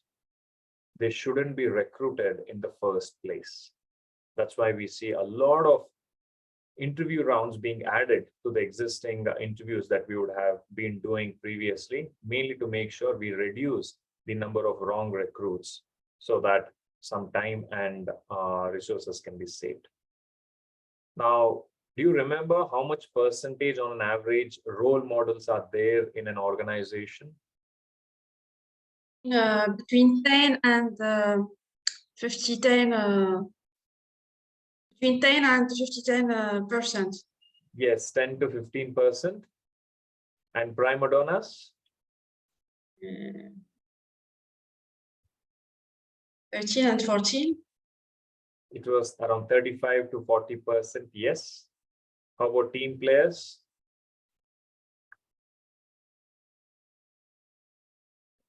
Between 20 and 30. Okay, it was around 30 to 35. And then finally, the remaining 15 to 20 was wrong recruits. Now, this is a generic research that was done with employees all around the world, but more or less, it will be plus or minus 10% depending on different organization. I also asked you a question last week. Ideally, we want all our team members to be like role models. We want them to be good at what they do, and at the same time, we want them to be well within the organization or fit well within the culture of the company. But of course, now in reality, it's not the case. So this is where a lot of training is done, team building activity is done, where we try to come up with a new culture, form a culture, the bonding as one family, so on and so forth. From your experience, do you think we can move wrong recruits to become role models? It's very, very challenging. So focus usually is put on prima donnas and team players so that they can be trained and they can become role models. Now, who do you think from your experience is more challenging to move to become role models? Prima donnas or team players? I think team players. More challenging to move? Prima donna. More challenging. So it is very challenging to move prima donnas to become team players simply because they start with the three most dangerous words in English. I know that. The moment someone says, I know that, they're not ready to listen. If someone is not ready to listen, how can you coach them? How can you train them? Or how can you even have a conversation with them? I do not know opens a whole new world of opportunity. And team players, even though they take time to learn a particular skill, to a great extent, it is worth investing on them. Anyway, this is a research that was done probably 10, 15 years ago, which is still relevant. So every organization is facing this challenge. It's a challenge people had yesterday. It's a challenge people are facing today. And I'm sure it will be a challenge people are going to face tomorrow with regards to how are we going to find role models to work for our organization. What I'm more interested is when this happens, 2 years, 3 years, 5 years from now, there will be jobs that doesn't exist today as of today. There will be skills that will be forced to learn that we haven't learned yet. COVID forced us to learn and adapt to technology and have these Zoom meetings and presentations. I had to force myself to learn how I can still keep my audience engaged by adapting and having these software so that I don't have to share my screen and pretty much lose eye contact with my audience to a great extent. I'm not sure how things will be next 2, 3, 5 years from now. What are some of the skills that we have to again learn, unlearn, and relearn? Whenever I share this, people ask, Chinmay, what are those skills? What are those jobs? What are those opportunities? Honestly, even I don't know. However, there's one thing that I know. There are certain evergreen skills that will remain evergreen, irrespective of whether we are interacting online or doing business online or whether we go to a different industry altogether. When it comes to soft skills, to a great extent, it is communication. How are we going to effectively communicate with a fellow human being, whether it is online, whether it is offline? It's an evergreen skill. No AI to a great extent can replace. Yes, we have chatbots and many other things, but still somewhere the final decision will be made by having that conversation, and that's where relationship will be strengthened. When it comes to hard skills, one, pretty much most of you are already experts, which is in finance, because finance is the root of how business makes money and language of business is numbers. So the art of understanding numbers, understanding finance is another evergreen skill. Of course, these days, we need to adapt to technology and we need to figure out which are those other skills, because only by acquiring those skills, we can be more competitive and relevant in today's fast changing world. Here are the 3 questions. Now, I have interviewed over hundreds of business owners and have analyzed hundreds of failed businesses. And after interacting with all these amazing people, top decision makers, this is what I realized. At any given point in time, these key decision makers, even your managers, senior management, they are knowingly or unknowingly, they're looking for answers for the following 3 questions. So these are the 3 main questions top management keeps answering, or they're looking for answers on a daily basis. The first question is, where are we going to get the money from? Are we going to borrow or are we going to raise funds? If we are in the government, with the budget that has been approved, can we somehow extend? Can we enhance that budget? Can we get something else from somewhere else? If you are part of a for-profit organization or a company, are we going to borrow in form of debt from a bank? Are we going to take some overdraft facility or an unsecured loan? Or are we going to ask the shareholders to invest more by selling share in this company? This is one question constantly they're answering.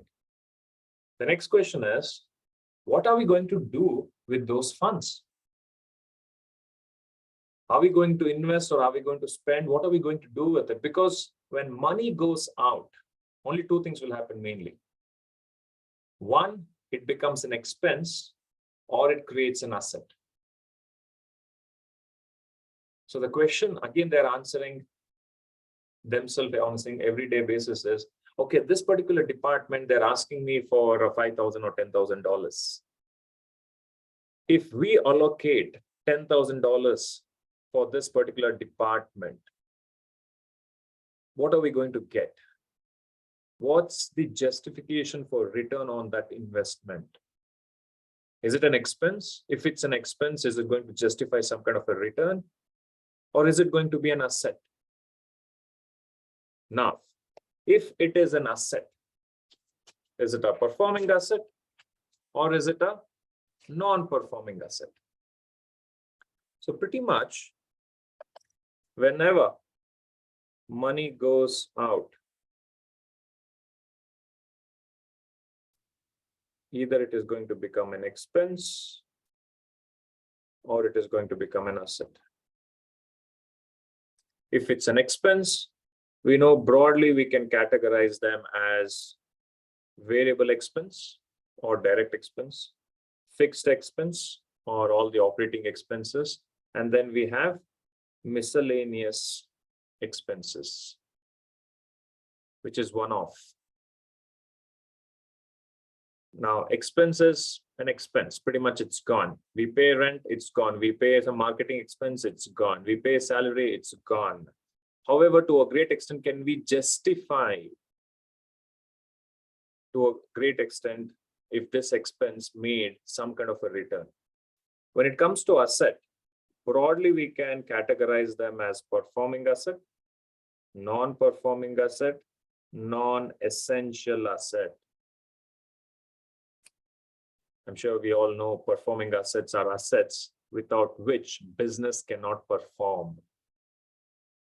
For example, in a coffee shop, coffee machine is a performing asset. Without coffee machine, business cannot perform. We cannot make coffee. Non-performing doesn't mean non-essential. It is very much essential. However, it will not have a direct impact on the bottom line if we have too much of non-performing asset. Like tables and chair in a coffee shop. Is it essential? Yes, it is essential. But will it have a positive impact on the bottom line? Not really. Non-essential assets are those assets now like fancy furniture, rose or teak wood furniture. I'm not saying that we should not have that kind of a lavish lifestyle, but the question is, where is the money going to come from for this particular asset? Now, people ask me, Chinmay, should we have more assets or less assets? Should we borrow more money or less money? It's like asking, is it good to have high blood pressure or low blood pressure? It should always be balanced. Because let's say here is a mountain, and let's say here is one big cycle on which 3 friends are cycling. Oops.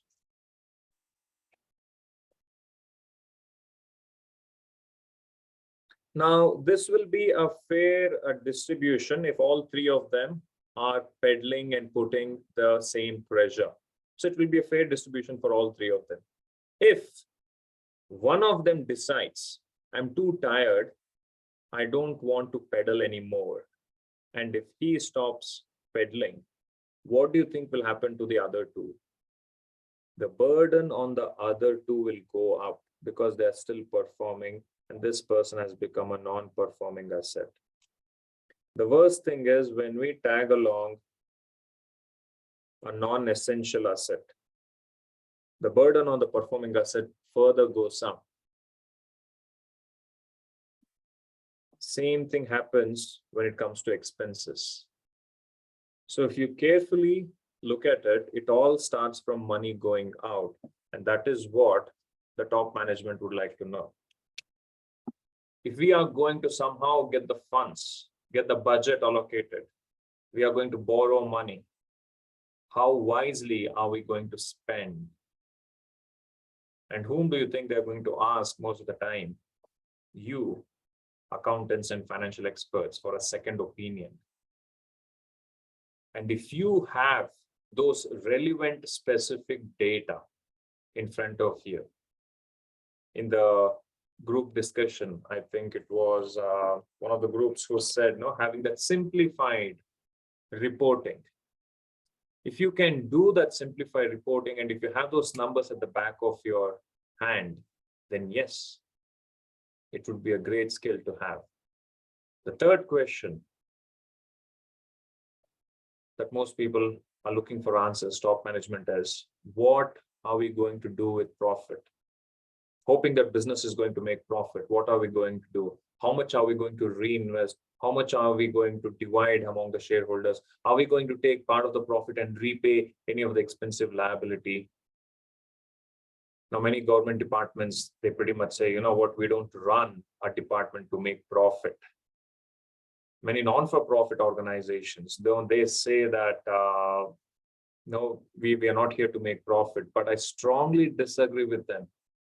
In fact, I tell most of the non-for-profit organizations that I think it's high time that we call not-for-profit as not-for-loss organization. Because at the end of the day, you are an organization, and any organization will need money. Even if you want to do good job or good work, some social work, you need money. And if you are not able to generate some kind of a revenue, every time you'll have to go and raise funds in form of donation, in form of charity, in form of sponsorship. Here are the three main questions the top management is answering or looking for answer on a daily basis. Can you provide them with answers based on the data that you would have collected on a regular basis? It will be very challenging if you want to do it manually. This is where we will have to adapt to technology, have the digital transformation to a great extent, so that we are capturing data. And most of you in that survey that we had in the first session said, capturing data numbers is the big challenge. Now, if it is a challenge for us being in the accounting and finance department, then what is that report that we are going to give to the higher management to answer these questions? So this is how digital transformation is going to impact.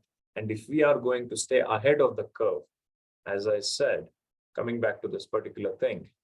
So these are the skills that we need to have, which are already in demand. I'm sure it will be in demand moving forward, because slowly when AI starts automating bookkeeping and pretty much all the double entry that happens, then we will be expected to add value by answering these questions to the higher management.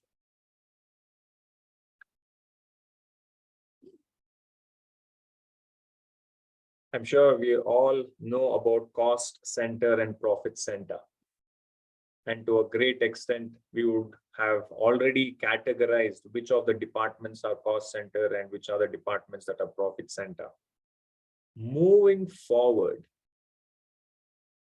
when this transformation slowly happens, which I believe is already happening in your organization, cost center needs to be transformed more into growth center. Because higher management would like to know, if they are spending money on an expense, how will that expense help the organization to grow?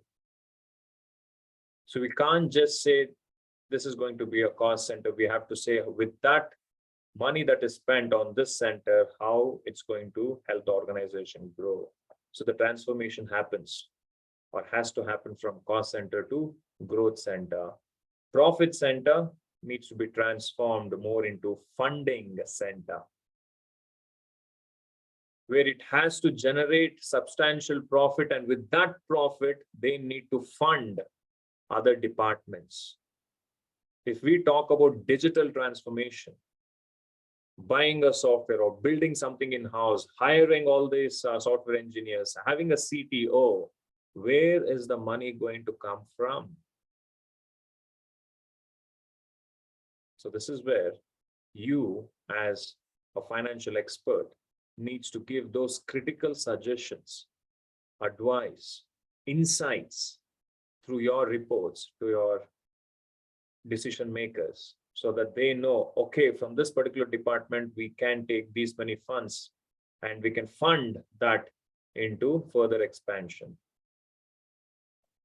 Again, Gartner, when they did that research, this is what the CFOs were asked to do. So higher management were telling pretty much the finance department, the CFO, saying that, hey, reduce cost in your finance department, reduce the marketing expenses, reduce the HR, the recruitment, or pretty much whatever commission or perks that you're giving to our employees. The selling, general admin expense, reduce it. Because we need to fund the IT department. We need to fund the research and development. We need money, we need funds for product development. We need funds for corporate restructuring. And hopefully we need to make our organization valuable so that we can have M&A, mergers and acquisition. So again, we can't just say all of this is cost center. We have to some way justify and show them that they are the growth center. And then slowly it becomes the funding center for these activities. I'm sure 10 years back, if you were part of your organization where you had to come up with a budget, I don't think there was substantial budget kept aside for product development or corporate restructuring or IT. But today, there's a huge demand to invest in these technology. And again, we should not just invest for the sake of investing and then digitalize the operations without showing value to the stakeholders, mainly our employees and our customers. Any questions so far?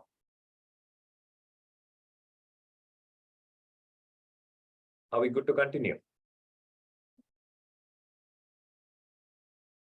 I'll take that silence as in yes. Yes, we are. Sure. Okay, great. Good to know. Thank you. So here are the expectations from a finance person. Whether you might be even in an accounts team or in an accounting department, slowly somewhere you'll have to transition because these are the expectations from the top management. They expect us to optimize inefficient system to unlock the invaluable time and cost savings. Something that we already discussed in the group activity, where you said by embracing digital transformation, we can save somewhere between 20 to 40 hours per month. Imagine if someone is getting paid $30 an hour, you're looking at saving anywhere between $600 to $800 a month, one person. And this will be done by eliminating tedious manual tasks. If we are doing whatever we are doing and repeating the same thing on a daily basis, then the chances are some automation will be implemented sooner or later, and pretty much we'll not be able to add value moving forward. This is where slowly we'll have to figure out how inefficient systems can be optimized. And obviously, by reducing waste and ensuring the compliant, we'll all have to abide by the rules and regulations set by the taxation office. And many a times, a lot of paperwork needs to be completed to make sure we are paying the tax on time and pretty much we are following all the rules, all the licenses all up to date, so on and so forth. How can we make sure it can be to a great extent efficient and high value work is kind of done for an organization? Because this is what is expected, to focus on strategy and high value work that is going to add value to the organization. The next expectation is around how you can speed up the workflows and cycle times, which means you're expected to give budgets, you're expected to prepare forecasts, you're expected to prepare on-demand reports. You're expected to collect the money, accounts receivable and payable, so that you will have better relationship with the vendors, and at the same time, you can have healthy cash flow. I'm sure if we give or we are given 30 days credit term by our vendor, and if we pay our vendor within 30 days, if we pay them immediately, do you think they will consider giving some discount on the invoice? Rather than paying them after 30 days, if we pay them immediately today, do you think they'll give us some discount? Definitely yes. Which means by efficiently managing accounts payable cycle, not only we will strengthen the relationship with vendors, but also we can increase the profit margin.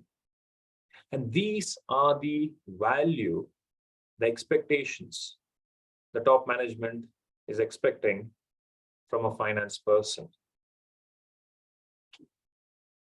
Ability to budget. Many a times people do budgeting for the sake of doing budgeting. But do we really know why a budget is done? Budget, in simple words, it is telling our money where it should go rather than wondering where it went. I repeat, budget in simple words, it is telling our money where it should go rather than wondering where it went. When a government department wants to come up with a new project, when an organization wants to do further product development, they will come up with some budget. How many times they make sure that project is executed well within the budget? Very rarely. It will always be more than the budget. If it is 2, 3, up to 5% more than expected, then yes, to a great extent, it can be managed. However, if it is more than 10, 20, 30%, again, the question is, where are we going to get the funds from? And this is where a finance person can really play a very critical role in helping an organization to understand what's happening in that particular department. So after interacting with a lot of top managers and key decision makers, they said, once this digital finance transformation happens and it's been implemented, what they really expect from the accounts of finance personnel is to make sure that they give them that second opinion. I'm sure when we have taken an elderly person in our family for a doctor's checkup and they have given their analysis, and if they say something needs to be operated, we always go about taking a second opinion from another doctor. Same thing, even the top management would like to do. After they had their internal meeting and they have figured out what needs to be done, somewhere they want you, who might be an accountant or a financial expert, to give them your opinion and give your perspective with regards to something needs to be executed or not. So let us quickly go through this capital budgeting techniques, which I'm sure you would have studied at some stage, and I'm not sure if you practice it in your line of work. So mainly it is to know if the CapEx, capital expenditure, capital investment, is it really worth investing in a project? If a government says we want to invest 1 million in this particular project, if a company says we want to do further product development by investing 1 million, it is only by using this capital budgeting technique we will understand to a great extent, is it really worth investing that 1 million? So for that, we need to know 3 things, and these 3 things can be provided by you as a financial expert, because you are the people who will have access to the data first before you pass it on to the higher management. The first thing is the initial outlay. In other words, how much money needs to be spent before that project starts generating some kind of a revenue. So it's more about the cash flow. How much cash needs to go out for this particular project before the project starts making some money. So that's initial outlay. Then we have the project and then we have to project the future cash flow. Now, most of the people, they just do assumption and they generalize. But if each and every line item can be checked and can be questioned, then to a great extent, we can come up with a predictive cash flow. Rather than saying from this project, in 1 year, the cash flow is going to be $100,000. How about if we break it down on a monthly basis, saying that in the month of January, the cash flow might be this, February, it will be so and so, and then accordingly predict and project. Most of the time, this is where people do mistake because they are assuming and they're way too optimistic. Or they try to reduce a lot of expenses and they wouldn't have considered a lot of unforeseen expenses. It is only financial experts, people who have got accounting background with some business acumen who can effectively project future cash flow. Of course, after discussing with other key stakeholders. The third thing is to evaluate the future cash flow. We all know with inflation, the dollar that we might have today will not be worth the same dollar 1 year from now because of inflation. So with the kind of return that we are going to get from this particular project, how can we evaluate that future cash flow? Will it really justify? Because the top management will not be just sitting with one project.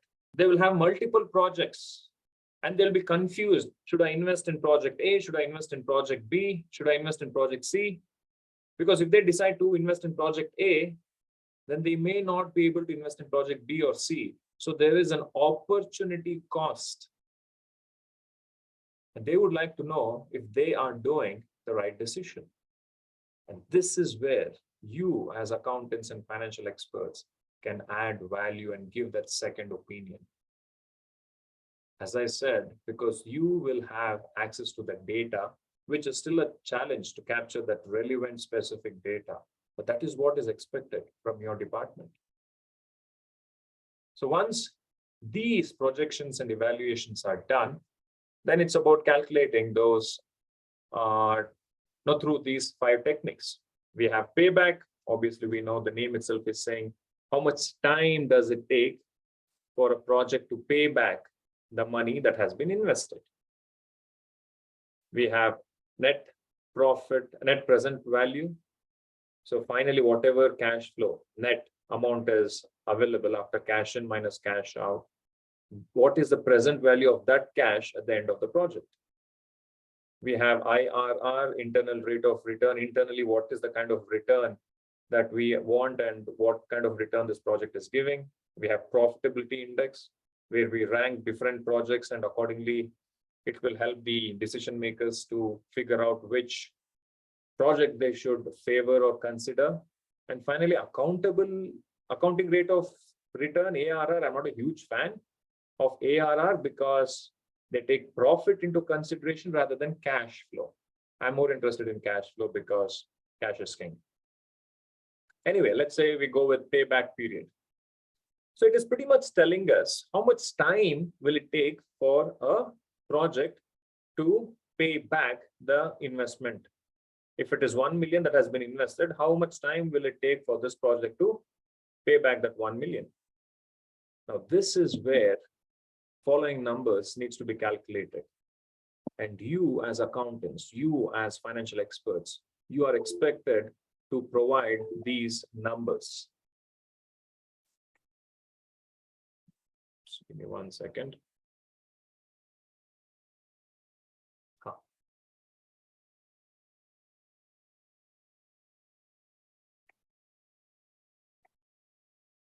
Yeah, sorry for that. Now coming back to what we were discussing. So what is that investment amount? Is it 500,000? Is it 1 million? And how did we come up with that number? Some justification needs to be done. Then what will be the duration of the project? Will it be 1 year, 3 years, 5 years? And again, we can't just come up with some number. from thin air. We will have to think, rethink, evaluate, challenge our own assumption, discuss with stakeholders and figure out. And what will be the cash flow? This is where we'll have to project cash flow on a yearly basis. And all of this is to do with the future.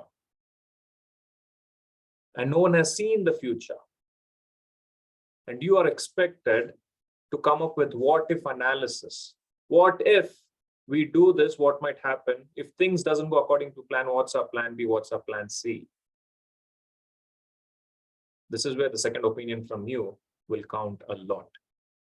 So let's say the initial investment amount is 100,000 and the project duration is 5 years. And if the cash flow is 30,000 per year, then this is simply 10 divided by 30 divided by 100. 100 divided by 30, which is 3.33. So the payback happens in 3.33 years, where the project duration is 5 years. What would be your suggestion with this payback period? Well, the experts say because the payback is happening well within the project duration, so definitely it is worth considering. Again, this 3.33 is an assumption based on the projection of the cash flow and the investment amount. If the investment amount goes up and if the cash flow reduces, then this payback will increase, which unfortunately happens in many organizations and departments when it comes to budgeting and forecasting. So this is where someone without finance or accounting background would like to understand what this 3.33 means. And you as experts, you are expected to explain it in simple layman language and tell them if the investment goes up, what will happen? If the investment goes down, what will happen? If the cash flow increases, what will happen? If it reduces, what happens? If the duration increases, reduces, what will happen? Again, touch wood, if lockdown happens, something happens, project duration increases. And if we can equip our key decision makers with these kind of insights, then yes, they would be interested to have more conversations with you. And this is how you can add value. Otherwise, most of the digital transformation is done by AI and ML. But we, as human beings, we can really bring in our thinking, our experience and expertise, and then we can communicate effectively what this means. NPV, net present value. So pretty much it takes time value of money. Again, let us go with the same initial outlay of 100,000. Project is 5 years and the cash flow is 30,000 per year. And today, if you open an Excel file, we type in on one cell equals NPV, the formula is already there. So obviously, calculating NPV, there's no much value in it, but the number, what the NPV is telling us, what it means is what needs to be communicated. Now, we need to understand required rate of return, which means if you remember those 3 questions, the very first question was, where are we going to get the money from? Are we going to raise funds or borrow money?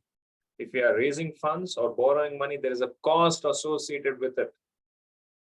If it is 8%, cost of liability is 8%, then obviously we'll have to make sure we earn more than 8%. So in that case, what is the required rate of return for your department, for your organization, for your company? For some companies, it might be 10%, it might be 12%, 14%. Let us say it is 12%. Based on these numbers, we can calculate NPV. And if it says the present value is $108,143, what it is essentially saying is the invested amount of 100,000 in today's present value, it is 8,143 after the payback has happened. This means the total cash flow of 150,000, which is 30,000 every year for 5 years, 150,000 is worth $108,000 as of today when discounted at 12%. If we discount it At 14%, that will further reduce. If we discount it at 10%, that will further increase. And we know if NPV is more than 0, then it's worth looking into the project, because already it is giving us 12% return, and on top of that, $8,143. Again, all these numbers, who is going to calculate, who is going to crunch these numbers and communicate?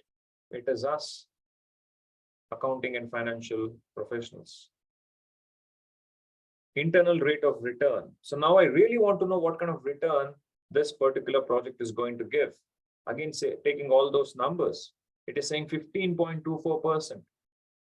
Now, if we were happy with 12%, if we are like 12% is the benchmark minimum, I want 12%, but this is giving 15%, then it's a no-brainer.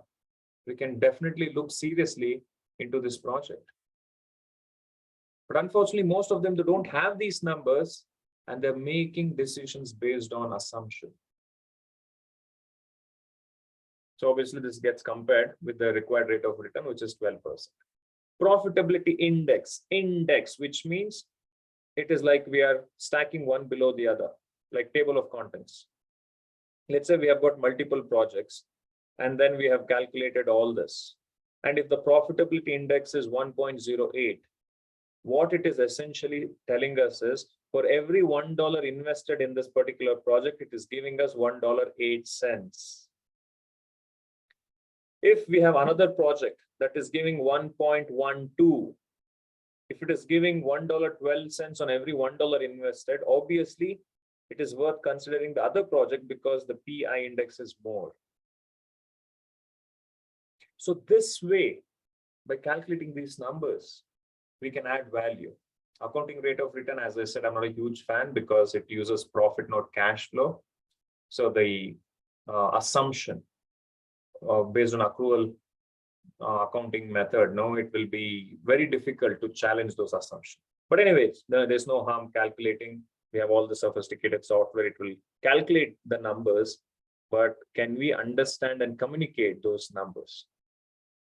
So let's say here are 3 projects, and someone in your team has already crunched the numbers and they have given it to you, and you are expected to present these numbers to the higher management. What would you go about telling them? Which project would you favor? So there are 3 projects. The first project, the cash flow is $35,000 at the end of 3 years. So 3 years all put together, at the end of 3 years, the cash flow is $35,000. Project 2, the cash flow is $10,000 every year for 3 years. So it will be $30,000 at the end of 3 years. Project 3, it is $30,000 at the end of year 1. This is the cash flow and duration of the particular project. Now let us see the payback. The payback for project 1 happens in 3 years. The payback for project 2 happens in 3 years. Project 3 happens in 1 year. So pretty much exactly the duration of the project is equal to the duration of the payback. Would you consider, or would you suggest your top management to consider project 1 or 2 or 3?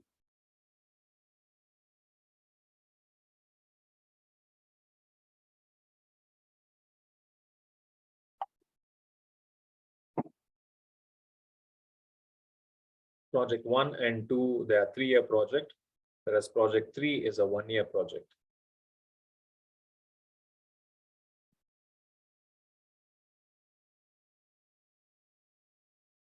Which one would you favor or you think is worth looking into?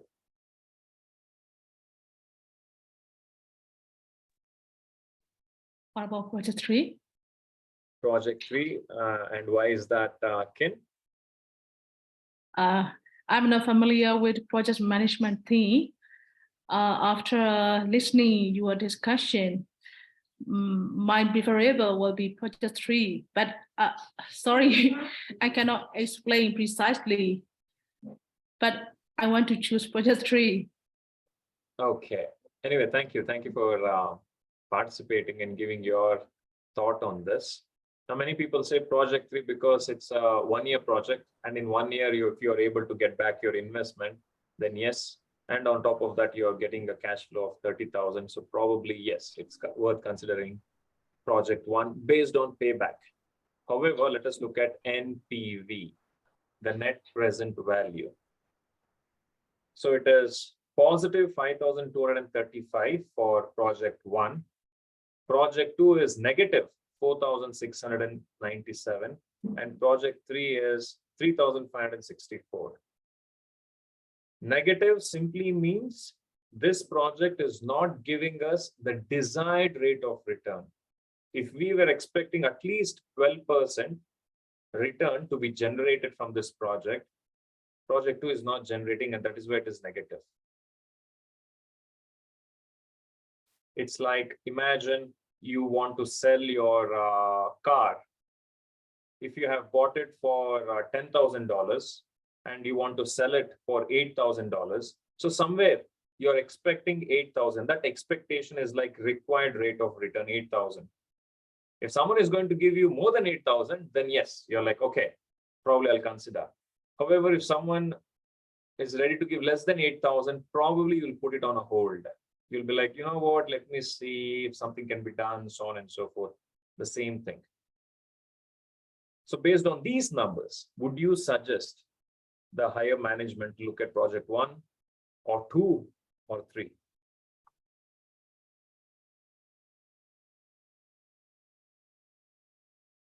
Again, 3. Again, project 3. Probably again, why is that? Because the launch of the project is only 1 year, right? Mm-hmm. And also we can get the net profit, 3,500 something. Okay. So for project 1, just 5,000 and something, but the payback time is 3 years. So in my case, I would like to prefer project 3. Okay. So based on these numbers, Kin, you're saying in 1 year, the payback will happen, and on top of the $3,500 will be more the NPV, whereas there in project 1, it's a 3-year project, and after 3 years, the NPV is 5,200. So probably you would go with project 3. Okay. Now let us look at IRR, which is the internal rate of return. Obviously, with project 2, it is 0 because it's negative. With project 1, it is 14.5%. With project 3, it is 18%. So, Ken, is it safe to say you still want to go with project 3? Sure. Because it's giving 18%. And Yeah. that's 14.5%. However, let us look at the profitability index. The profitability index is 1.13. For project 2, it is 0.85. For project 3, it is 1.08, which means for every $1 invested in project 3, it will give us $1.08 compared to $1.13 in project 1. This is simply because in project 1, even though it's a 3-year project, it will have the compounding effect. Whereas in project 3, it's a kind of a 1-year project, you make higher return. However, the return overall, if you take the time value for money, will be less. Now, it is not about right or wrong. It is not about good or bad. It is about understanding our department's, our company's risk appetite. If we are part of a growing economy, more money is spent on infrastructure and more projects are in the pipeline, then yes, we can look into these kind of projects. Because after 1 year, let us say your 1 million is back into your account. Now, what will you do with that 1 million after 1 year? You'll have to invest it again, right? Because if we have more money in the bank than required, it becomes a non-performing asset. And if it's a growing economy, then yes, you can take that money out and then you can reinvest in the other project. However, if you want more sustainability, if you want more consistency, then you can look at project 1. Again, it is not about right or wrong. It is about understanding the companies, the department's risk appetite, and then how are we going to invest, and where are we going to invest, and how can we justify? This is where the top management is expecting financial experts like you to give suggestions, to tell them what it means and do what if analysis. Now, all these numbers will not make any sense if the data on which we have projected the future cash flow is entirely wrong. If the data itself is inaccurate, all of this will not make any sense. This is where, again, if you remember the 5 steps, capturing data becomes very critical. And that is what higher management is expecting from a finance person. They want us to make sure, apart from whatever we have discussed, to effectively project and forecast, to make sure there are millions of bad data, inaccurate data, which will eventually lead us to make poor decisions. So once we start embracing data automation and predictive analysis, if the data itself, what we have entered, is inaccurate, obviously the analysis will be inaccurate. It's like garbage in, garbage out. So financial experts, we are expected to make sure those data is kind of cleansed and filtered accordingly. I'm sure we are all using some kind of a ERP software, enterprise resource planning, and we may not be using all the features in that particular ERP. We might be using bits and pieces, and we might have another standalone software where an API might be built, and it's kind of all over the place. But today, because everyone is kind of using this so-called smart device, somewhere we need to ensure we can adapt and start using some of the financial apps and services, which is going to add value to our key stakeholders. We are storing all the information on cloud. So wherever we are, we can access it. But the question is, do we know what kind of data? We discussed at the beginning of the first session, how much ZB of data is being generated annually. And now, as financial experts, we are expected to take only those information and then give it to the key decision makers. Asian Paints, have you heard of this particular company? It's an Indian company that started in 1952, few years after independence. Somewhere in 1977 or 78, one of the founders, who was the CEO, he was doing a bit of a strategic change within the organization. Now, obviously, they are a paint manufacturing company.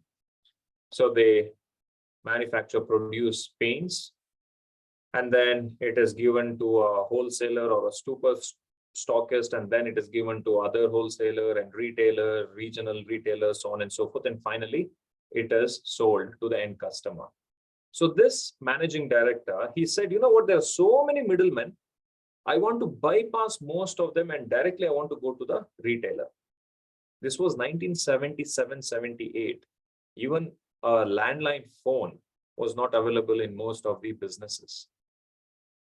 During that time, this managing director was a visionary.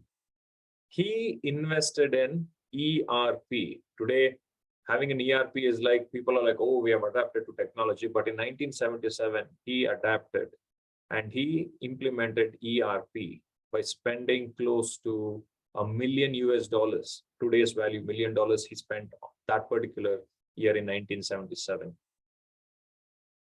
And he went about collecting data.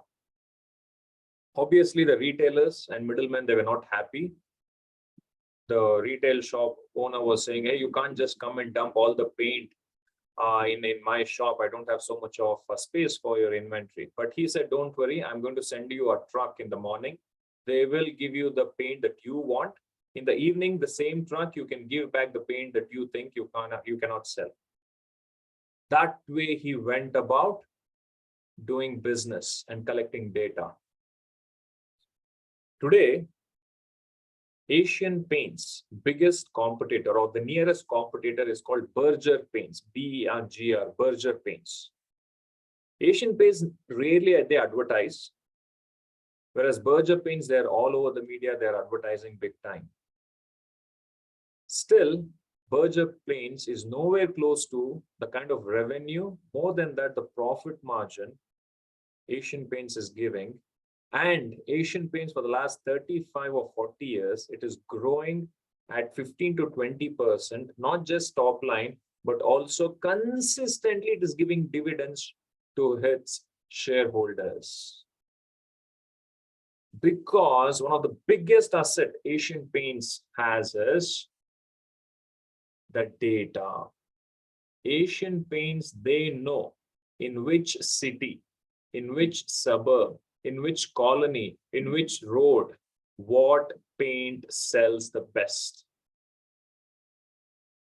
They will not just bombard their retailers with a product that they have launched recently. They know in which city, in which particular retail shop, what paint sells the best. Because they've got so much of data, which has now become predictive data analysis. With that predictive data, this is what they are able to achieve. So you have Asian Paints. Obviously, they borrow money from insiders and outsiders. Outsiders are bank, financial institution. Insiders are their shareholders. So cash is in the bank. They go about ordering their raw materials. It goes through the production cycle.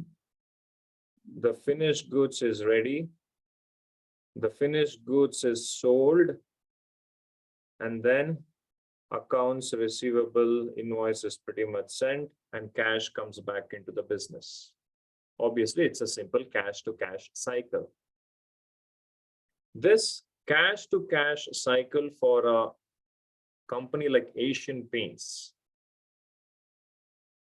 do you know how many days it takes them to convert cash into cash after going through this cycle? It is anywhere between 8 to 10 days. But for their competitor, it takes anywhere between 80 to 90 days. Which means by the time their competitor complete their cash to cash cycle, Asian Paints would have converted their cash to cash cycle 8 to 9 times more. If you look at each and every element in this cash to cash cycle, we are talking about numbers, we are talking about productivity, we're talking about efficiency. And who do you think can add value? It's you as financial and accounting experts, because you have the data. But again, data is like crude oil. It has to be filtered. It has to be processed. So this is where, moving forward, you will also be expected to make sure that the workforce, I'm sure many of your colleagues who might have joined recently, you may not have met them. They might be working from home. They might be contractors, subcontractors, part-timers, so on and so forth. So again, all those account payable clerks and accountants will have some kind of a role to play, but the finance teams of the future, you need to be data scientists. You need to be storytellers. You need to tell what the numbers are telling us.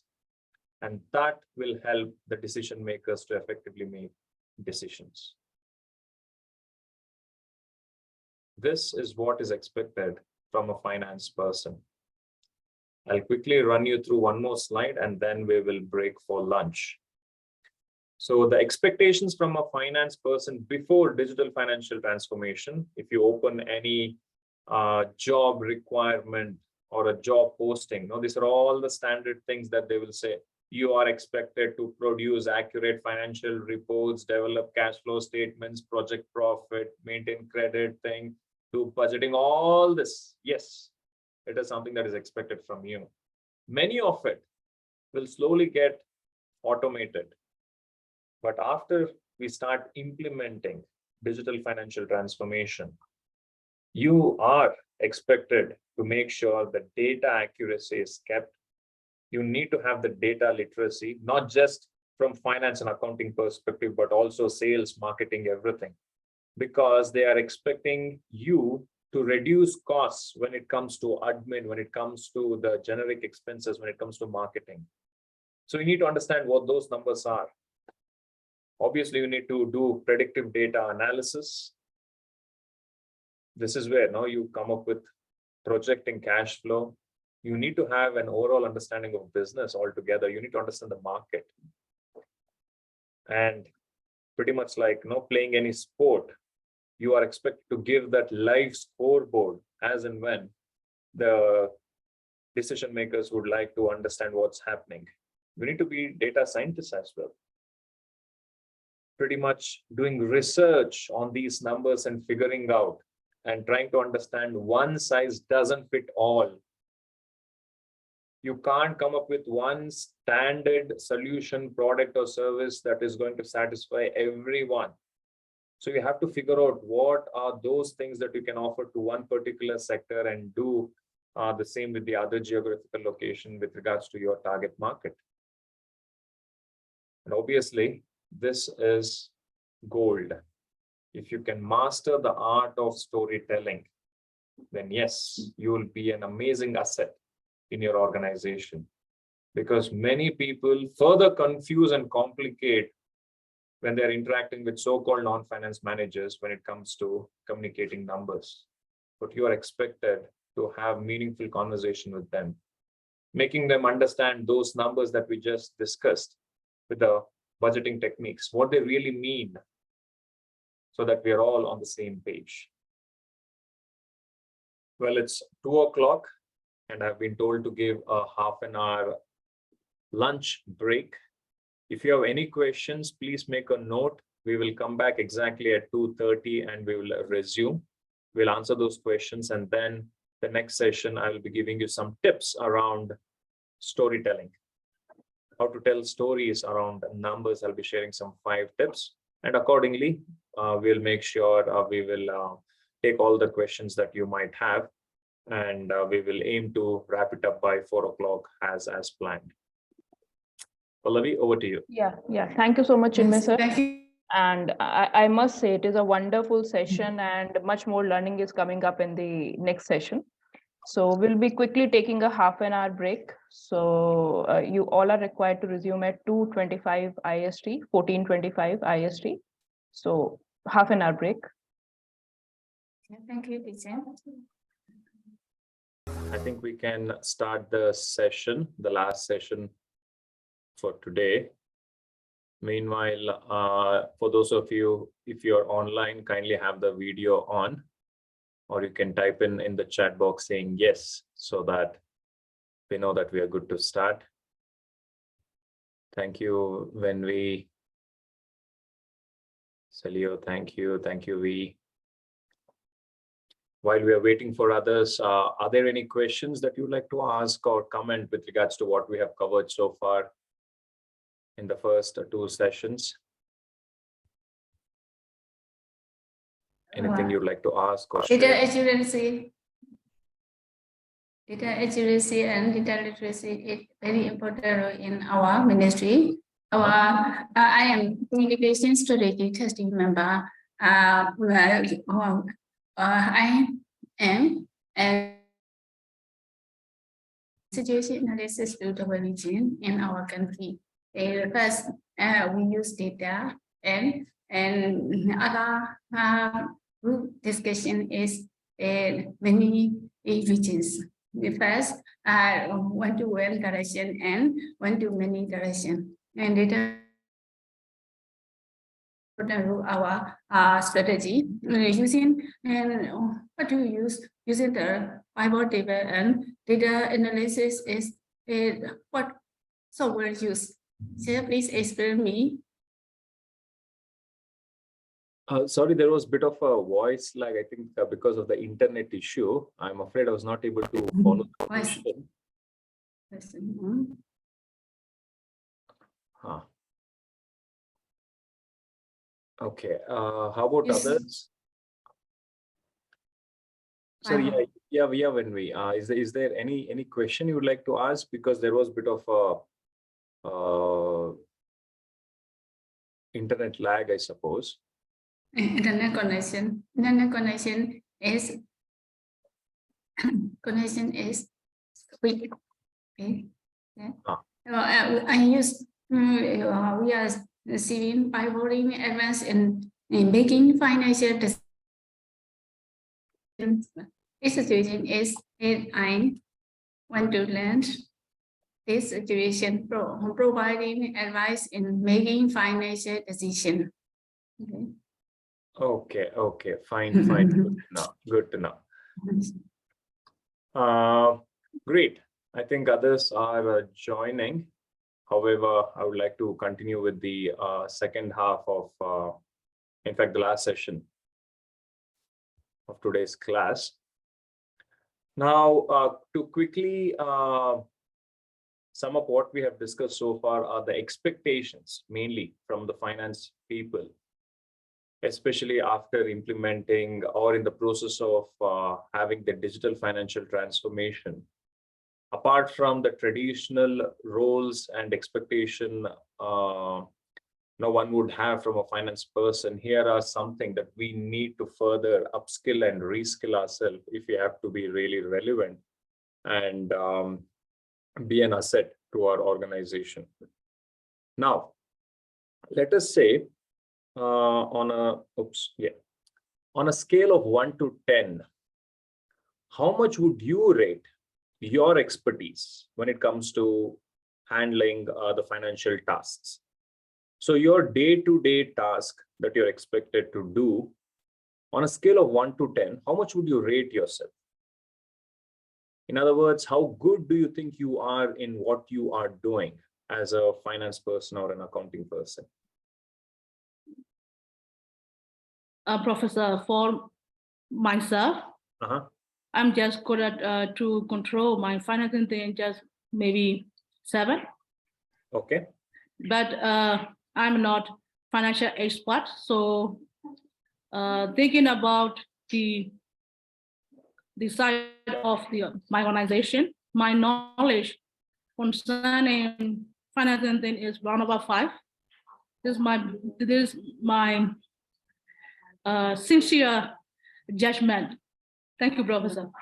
Thank you for giving your rating for you and also for your organization, Ken. I really appreciate that.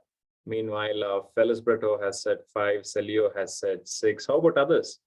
Your expertise in what you do, how much would you rate? Wenvi has said 7.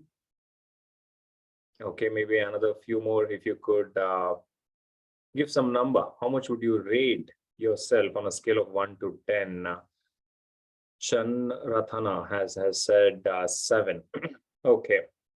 Now, on a scale of 1 to 10, most of the time, people who are accounting or financial experts, they usually give that number 6.5, 7, 7.5, 8. So somewhere we can say average is around 7. Now, again, on a scale of 1 to 10, how effective do you think you are in communicating numbers?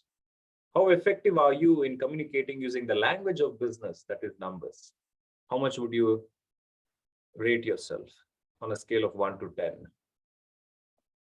10?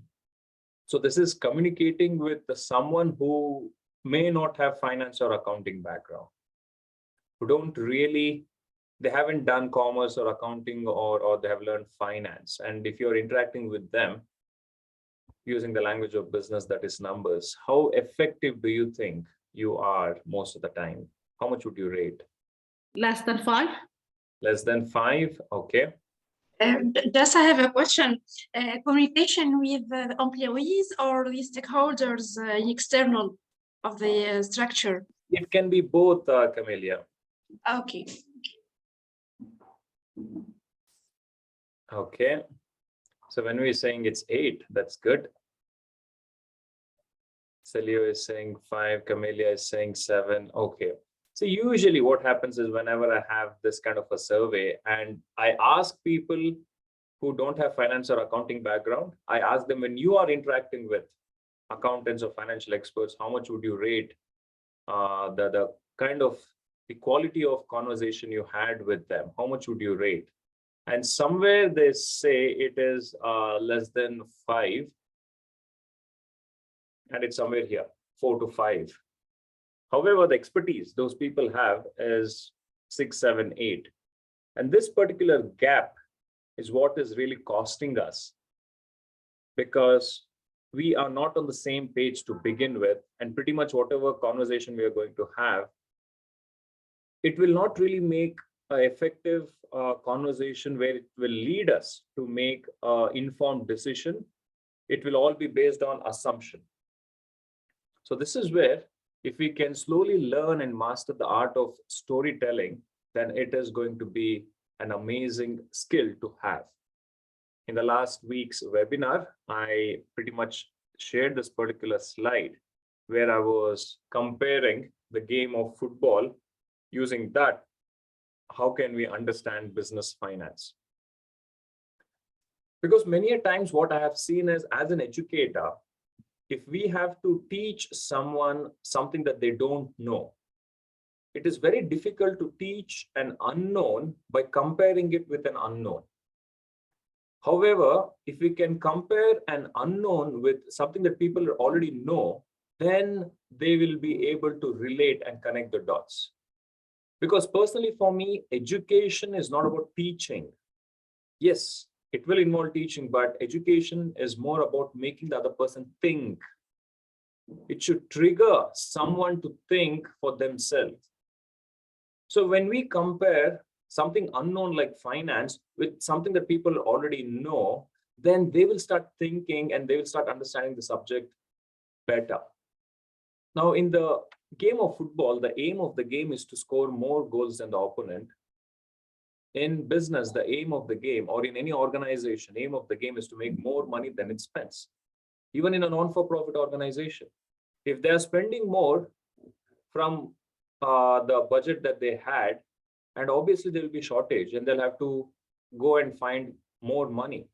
So again, aim of the game is to make more money than you spend when it comes to business, for-profit or non-for-profit, even in a government department, making sure that we stick to the budget. In the game of football, whenever there is some action happening on the field, there is someone who is recording and keeping score. We call them scorer. In business or in any organization, whenever a financial transaction happens, and we know only 4 things can happen, only 4 things. Is there someone who can share these 4 things, which I've been mentioning for a while? What are the 4 types of financial transactions that can happen in any organization?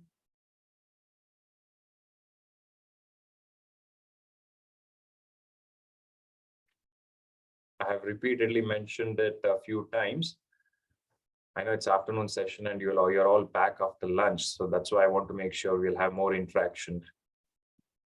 So what are the 4 types of financial transactions that can happen in any organization?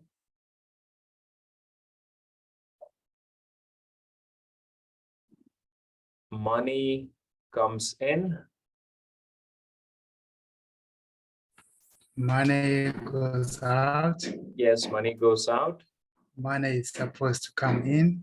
Money is supposed to come in. And money is supposed to go out. Yes, thank you. Thank you for sharing that, Marcelino. So it's money goes, money comes and goes. Yes, thank you, fellas better.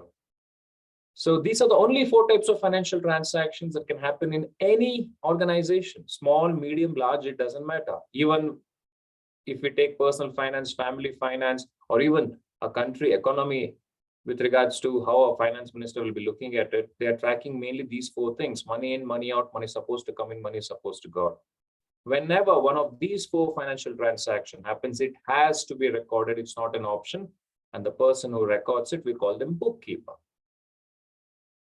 In many departments and also small to medium scale businesses, this itself is an issue because most of the data, most of the financial transactions are not recorded on time. Either it is not accurate or it is not up to date. Imagine if the scorer is not scoring the goals properly, will we know who's winning or losing? Same thing, if the bookkeeper or someone who's in charge of capturing those financial transactions are not doing what they're expected to do. And today we are talking about digital transformation. If we bring in some kind of a technology, and if that technology is not capturing data, then how will we possibly know if the organization or company is making profit or not? In football, there is someone called as a referee. What is the role of a referee? They will make sure an organization, they will make sure the football players abide by the rules of the game and there's a fair game played. This role to a great extent in business is played by accountant. Count. They count the financial transactions and they make sure our business, our organization, our department abides by the regulation set by the taxation office. So it's about compliance, following the rules. Have you ever seen a football player asking the referee, hey, how should I go about playing the game? Where should I kick the ball? It will never happen. Then why is that in business? Many a times we think it is the responsibility of an accountant to make financial decisions. This is where we need to educate people around us that non-finance person is a myth. No one should consider themselves as a non-finance person simply because we are all making decisions. And our decision will directly or indirectly impact the bottom line of our organization. The question is, do we know how it is going to impact? And that is what finance is all about. In the game of football, before the player kicks the ball, they know the score. They know the situation, which means they know numbers. Based on those numbers, they will decide either to play aggressively or defensively, either to pass the ball next to the player or go after the goal. Because they want to make sure with that decision, it is going to help their team win. Same thing in business.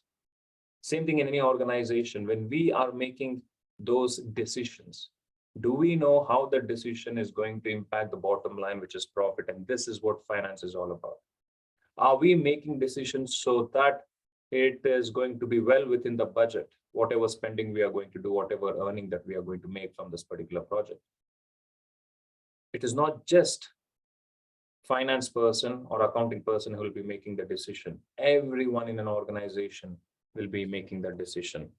Like, for example, we discussed about Asian Paints.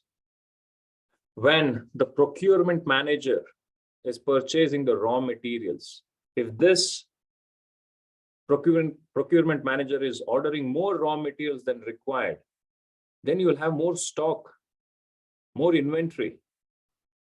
If we have more than what is required, it becomes a non-performing asset. It will impact the cash flow. Production. When those people who are producing something, if they're not being effective, then obviously, somewhere directly or indirectly, it is going to impact the bottom line. The finished goods, if they're not stocked properly, if they're not sold on time, if we have given too much of credit term to the end customer, all of this is going to impact directly or indirectly the bottom line. And most of the time we think all these managers are non-finance managers. No, they're all finance managers because we all make decisions and our decision will impact the bottom line. So we are all finance people. Back to football. A team wants to keep winning. They want to win the championship. They want to be always number one. Same thing in business. We want our business, our organization to be profitable. So constantly, how can we ensure that we are growing, we are more effective, the profit margin is increasing because expenses is going up every day. Similarly, how can we catch up with that expenses and inflation, so on and so forth? This is where everyone needs to be on the same page. This is where it is very critical for all of us to speak the language of business, that is numbers. And finally, where do we want our business to be, our organization to be? 3 months from now, 6 months from now, 1 year from now. Because this is all we are doing, whether in life or in business. I am here, I would like to go there. Let's say morning 8 o'clock, I am here at home. 9 o'clock, I would like to go to my office. The question is how? So same thing. In our organization, do we know what here means? Many a times, people go about expressing here from turnover perspective, from sales perspective. They say we make 1 million turnover, 5 million turnover, 10 million turnover. But business is not just about turnover. It is more about leftover. It is not just about how much we make. It is more about how much we keep. So similarly, when some particular budget is given to our department, do we know at this particular point in time how much is spent, how much is left with us, the leftover? And to a great extent, it needs to be measured from PBT, profit before tax perspective. Okay, we are here. The next thing is to know, why are we still here? Why are we making 1 or 5 or 10 million? For that, we need to know what happened. We are wherever we are because of the decisions we made yesterday, last year, right? Even last year, we would have got some kind of a budget for our department. Even last year, we would have made plans saying that, you know what, from here, we want to take our company there. We would have implemented so many strategies. We would have made so many decisions. But do we know which are those decisions helped us to reach here? As I keep saying, finance is a common sense subject. Unfortunately, common sense is not very common. And this is what I keep reminding people. Common sense says, let us do more of what has worked. And if we are doing something that hasn't worked, then probably taking calculated risk, let us come up with plan B and plan C.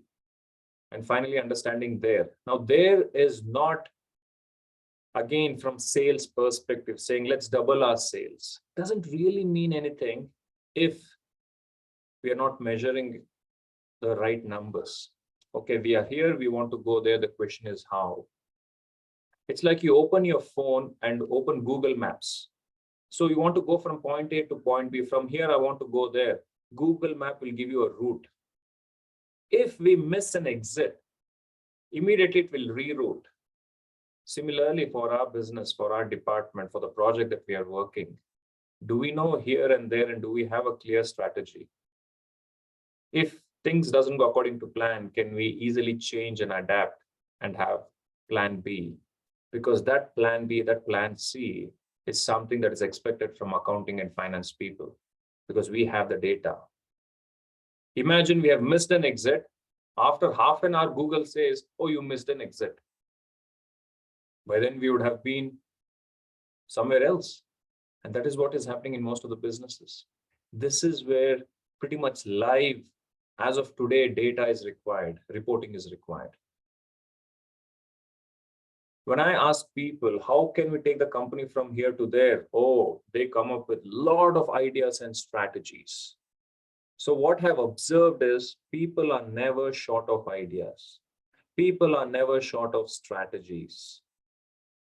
The challenge is when I ask them, out of, let's say, 15, 20 ideas that you have given, which are those ideas you would like to implement? Marketing person will say marketing, sales person will say sales, HR person will say training, production person will say process. It is not about which department is better than the other. It is about which are those ideas that can be implemented right now with minimal risk that is going to maximize the result with the available resources. And who will know what kind of resources we have? Who will know what kind of risk we are going to take? Who will know what will be plan B, plan C? Who is going to measure it? Of course, it's the accounting and financial experts, hoping that we have got the right data captured. So mainly it comes to three things. And after educating over 7,000 people in Australia, India, China, and Indonesia, this is what I've observed. Key decision makers would like to know three things. One, where is my business as of now from finance perspective? If we are working on a budget, are we on track as of now? What is the financial position of this particular project? 2, why are we still here? What has worked, what has not worked? And 3, the decisions we made yesterday, we took today, we are planning to take tomorrow, will it help our company go from here to there or here to somewhere else? And for all of this, we make decisions. And if those decisions are driven to a great extent by numbers, then yes, more or less, we can expect to reach wherever we want to reach. If not, we'll be driving blindfolded. And I'm sure this is what most of the companies, unfortunately, knowingly or unknowingly, are doing. But if we can bring in our expertise as accounting and financial professionals by embracing digital financial transformation, then, oh, it will be a great value add for an organization. Whenever I share this with business owners, they tell me, Chinmay, now I really understand what a bookkeeper does, what a accountant does, what a CFO does. Because many people, they ask me, Chinmay, can you recommend a good bookkeeper? And I tell them, what do you mean by good bookkeeper? Because the word good is not measurable. What do you want the bookkeeper to do for you? Oh, I want the bookkeeper to pretty much use an accounting software, track everything, and tell me where I can save money, do some budgeting, forecasting. I'm like, you're expecting your bookkeeper also to play a role of a CFO? And many a times they say, can you suggest a good CFO, maybe someone who can work part-time?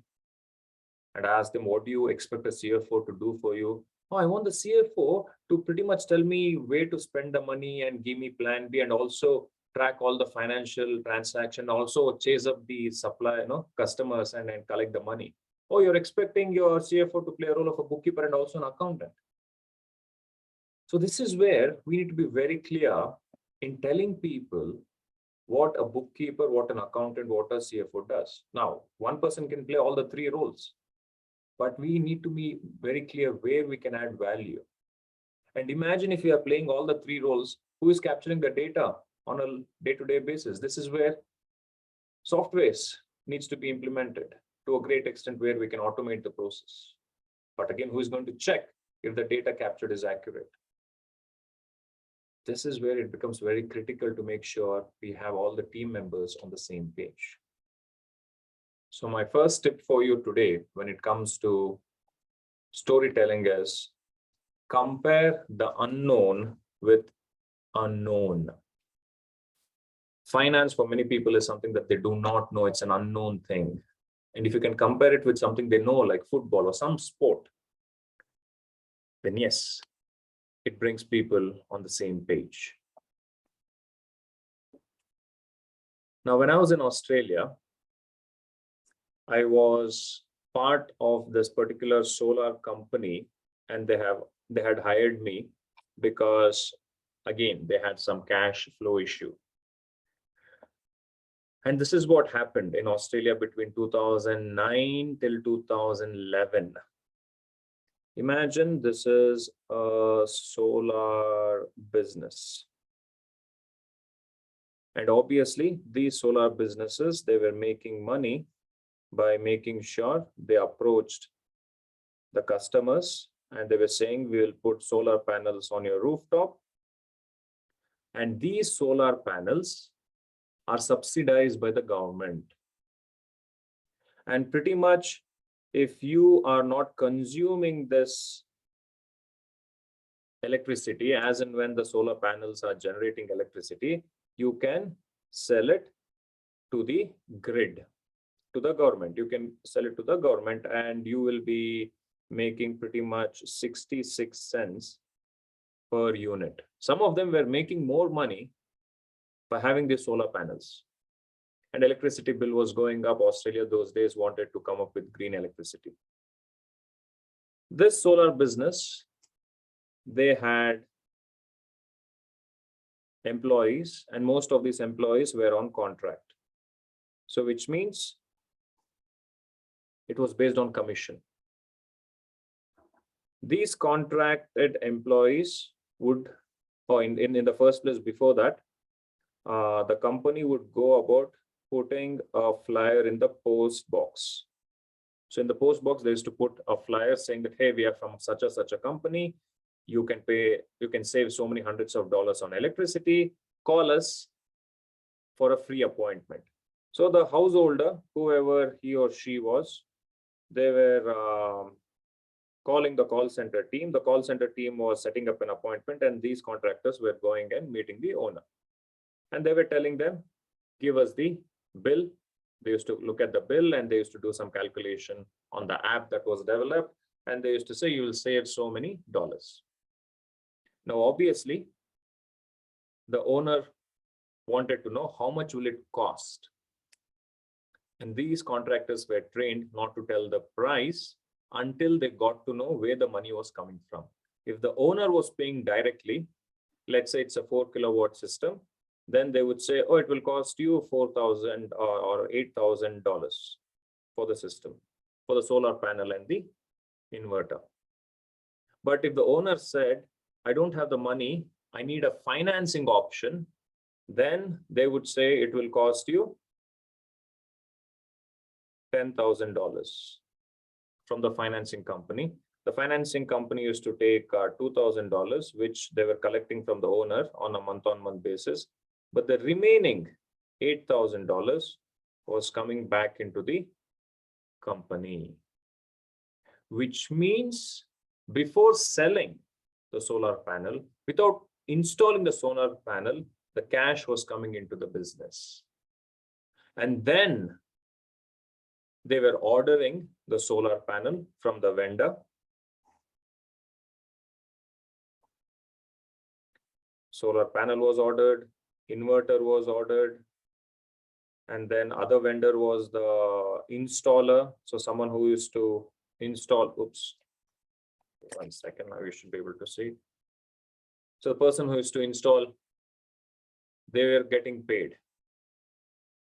So first cash was coming into the business, then the installation was done. After anywhere between 14 to 21 days, the money to the vendors was getting paid.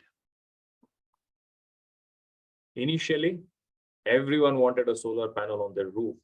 This particular company, they started in 2010. Within 6 months, they became one of the largest solar installers in the state of Victoria, where Melbourne is the capital. Within 1 year or 1.5 years, they were making a turnover of $2 million per month.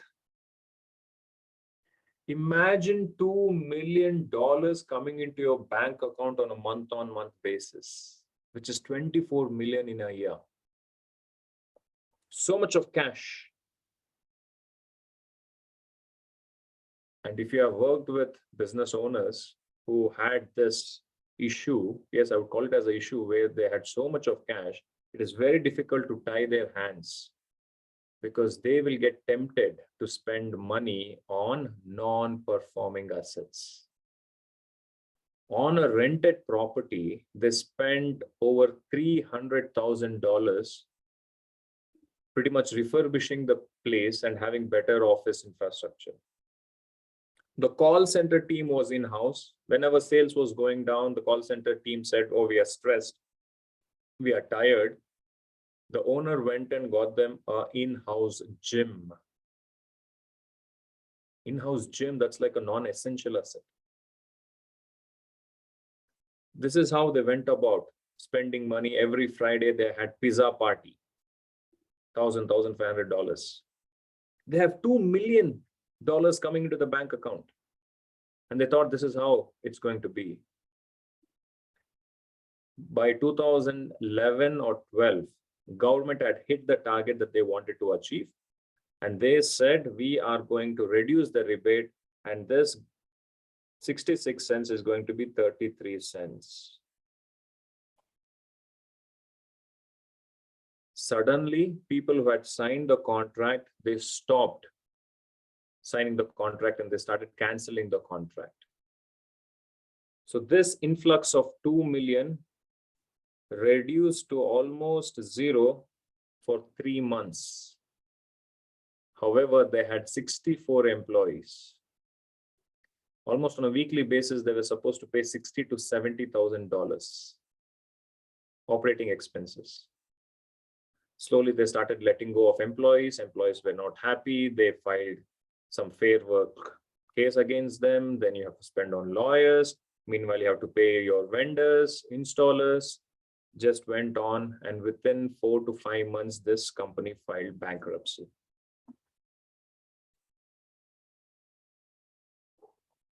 Some of the installers, I had an interaction with them later on. They said, still this company is supposed to pay me. And with that money, I thought I could send my daughter to a dank school. I could send my son to a private school. But today I have to continue with whatever I'm providing them because they haven't paid my money and I have already lost a lot of money. If only someone had told this business owner about cash flow, how to manage with good finance management and showing them these numbers, so many people would have not lost the money. And during 2012 and 13, 426 solar businesses in Australia closed down. And everyone, knowingly or unknowingly, were doing the same mistake. Cash was coming in, they were spending left, right, center, and then no track of what was happening.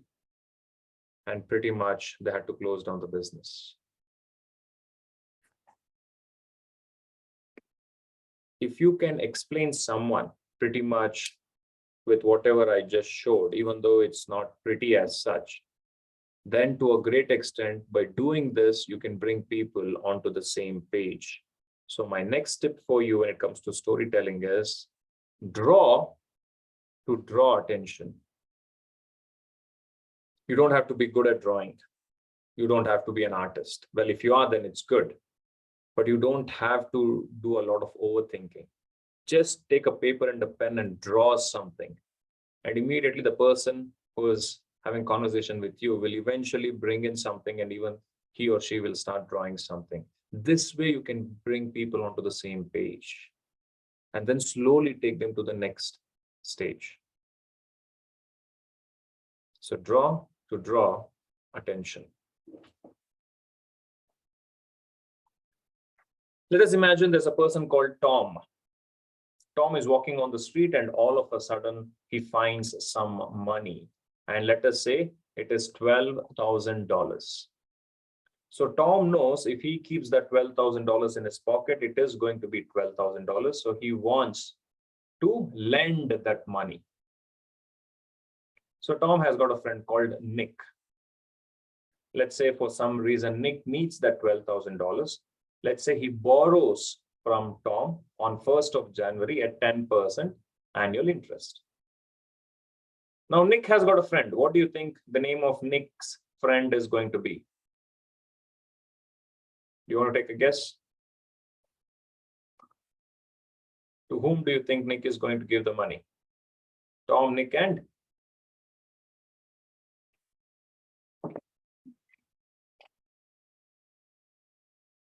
So at least one or two people will answer this question. What do you think will be the name of Nick's friend?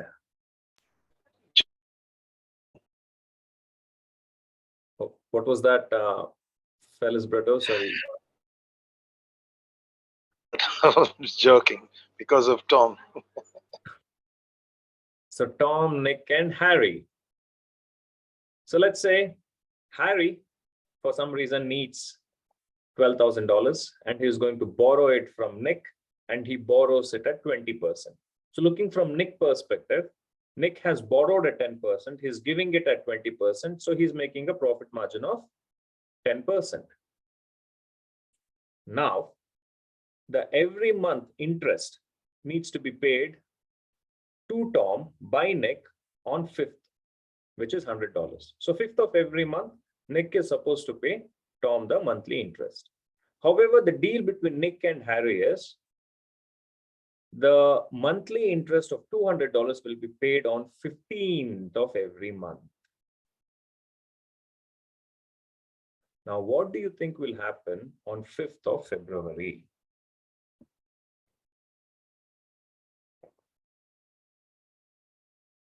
Feel free to unmute yourself if you would like to share. So what will happen on 5th of February?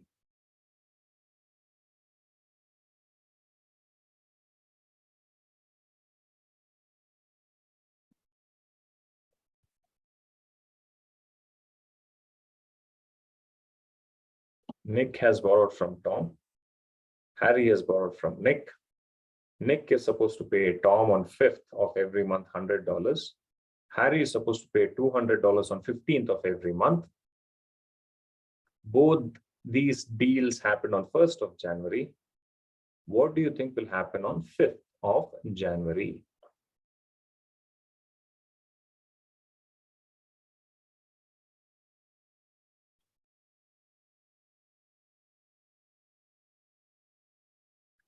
Who is supposed to pay on 5th of January? To whom? Nick has to pay $1,000 to Tom on 5th January. Yes, on 5th of February, Tom will come knocking the door of Nick, asking for his money, which is $100. Yeah. And what do you think Nick will do? Do you think Nick has the money? No, because the money from Harry will be coming only on 15th.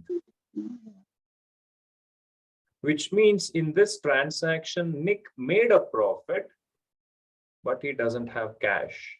And what do we call this? Negative cash cycle. Same thing happens in business. In place of Nick, bring your business, bring an organization. Now, organization will borrow from insiders, will borrow from outsiders, it will borrow from vendors, suppliers. And then it will sell either a product or service of both product and service. If money has to go first to the lenders, to the suppliers, before money comes in form of incomes, then it's a negative cash cycle.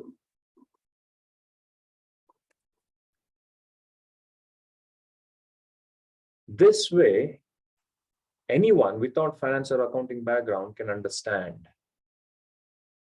So my next tip for you is create your own fictional characters.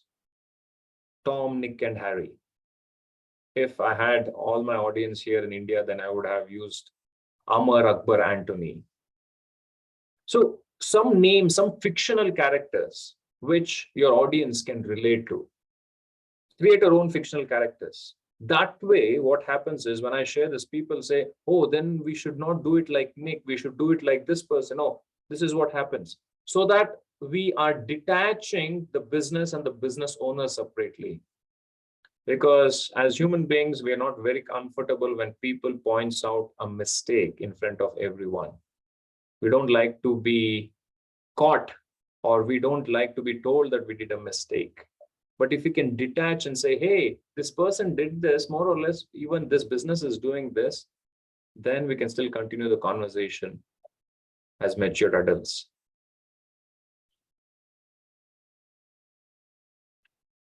One of my known contacts who did my program, she was from the HR department.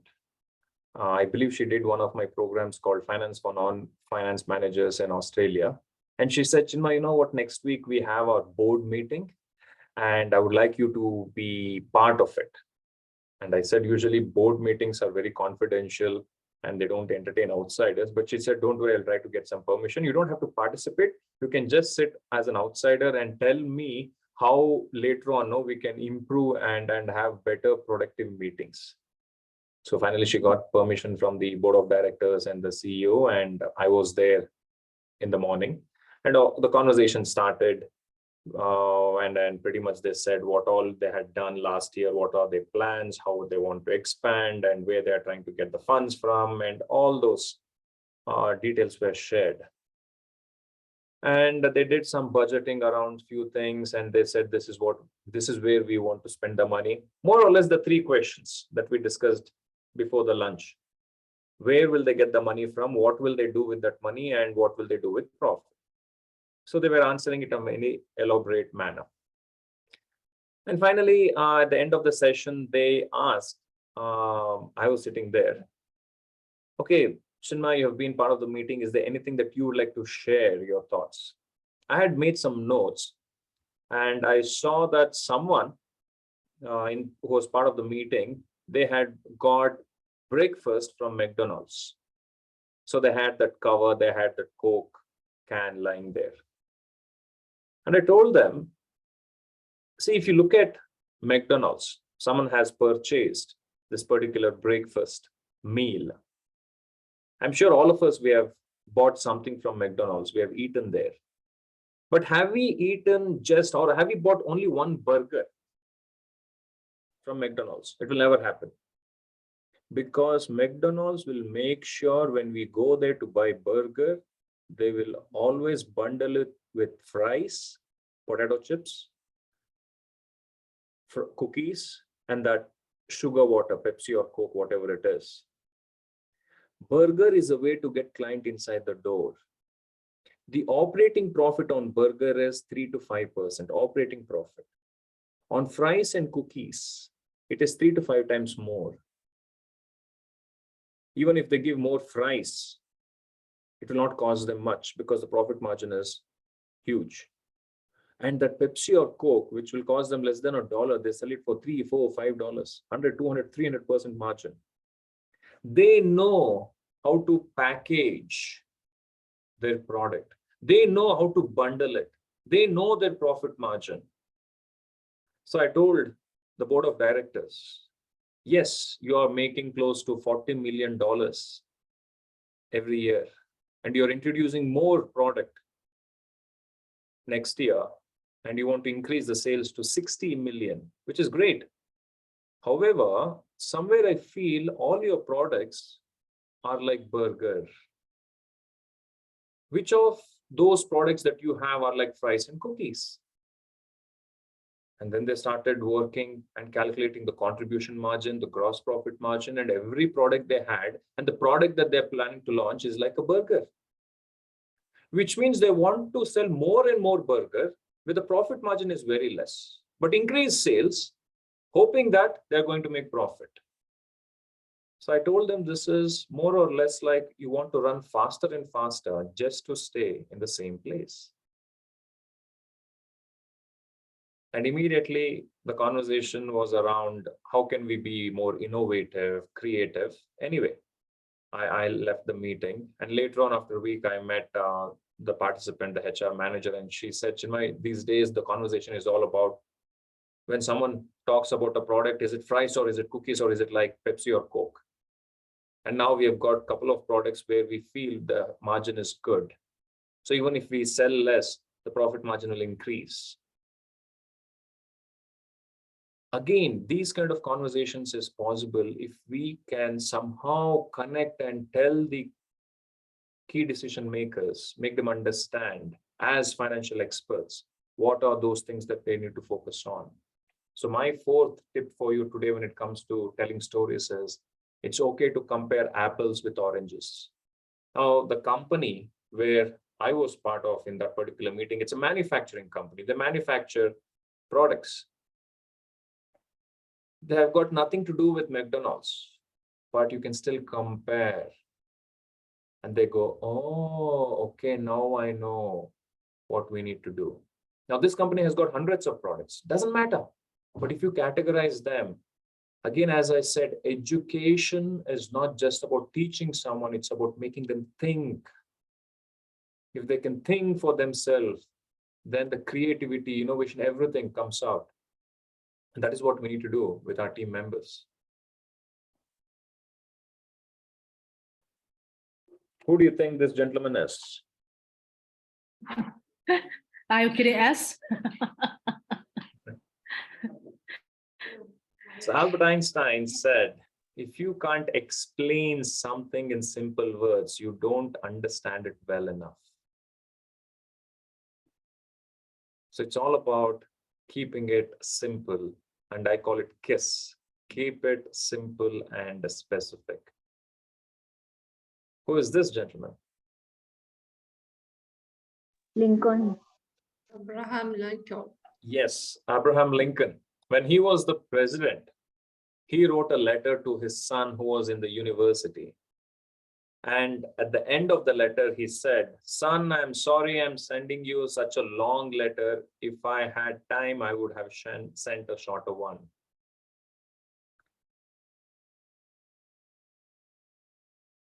I wrote such a long letter. I did not have time to write a short letter. Because to keep something short, to keep something specific, to tell something only that is relevant takes time, because we need to process it here. Otherwise, we'll just be blabbering and we'll just go talking about one thing and another thing, and it's kind of all over the place. Another skill, another talent that you have to slowly acquire is you need to understand less is more. Less is more when it comes to finance and accounting. The less numbers you show, it's like more numbers for the person who's looking at it. So don't bombard them with information that is not relevant. It's like you have to give that essence. You take the data, you process that data, you filter that data, only give that relevant information. That is what they're looking for. And this is where you need to spend a lot of time thinking, analyzing what to say, what not to say. So my fifth tip for you is to keeping things simple.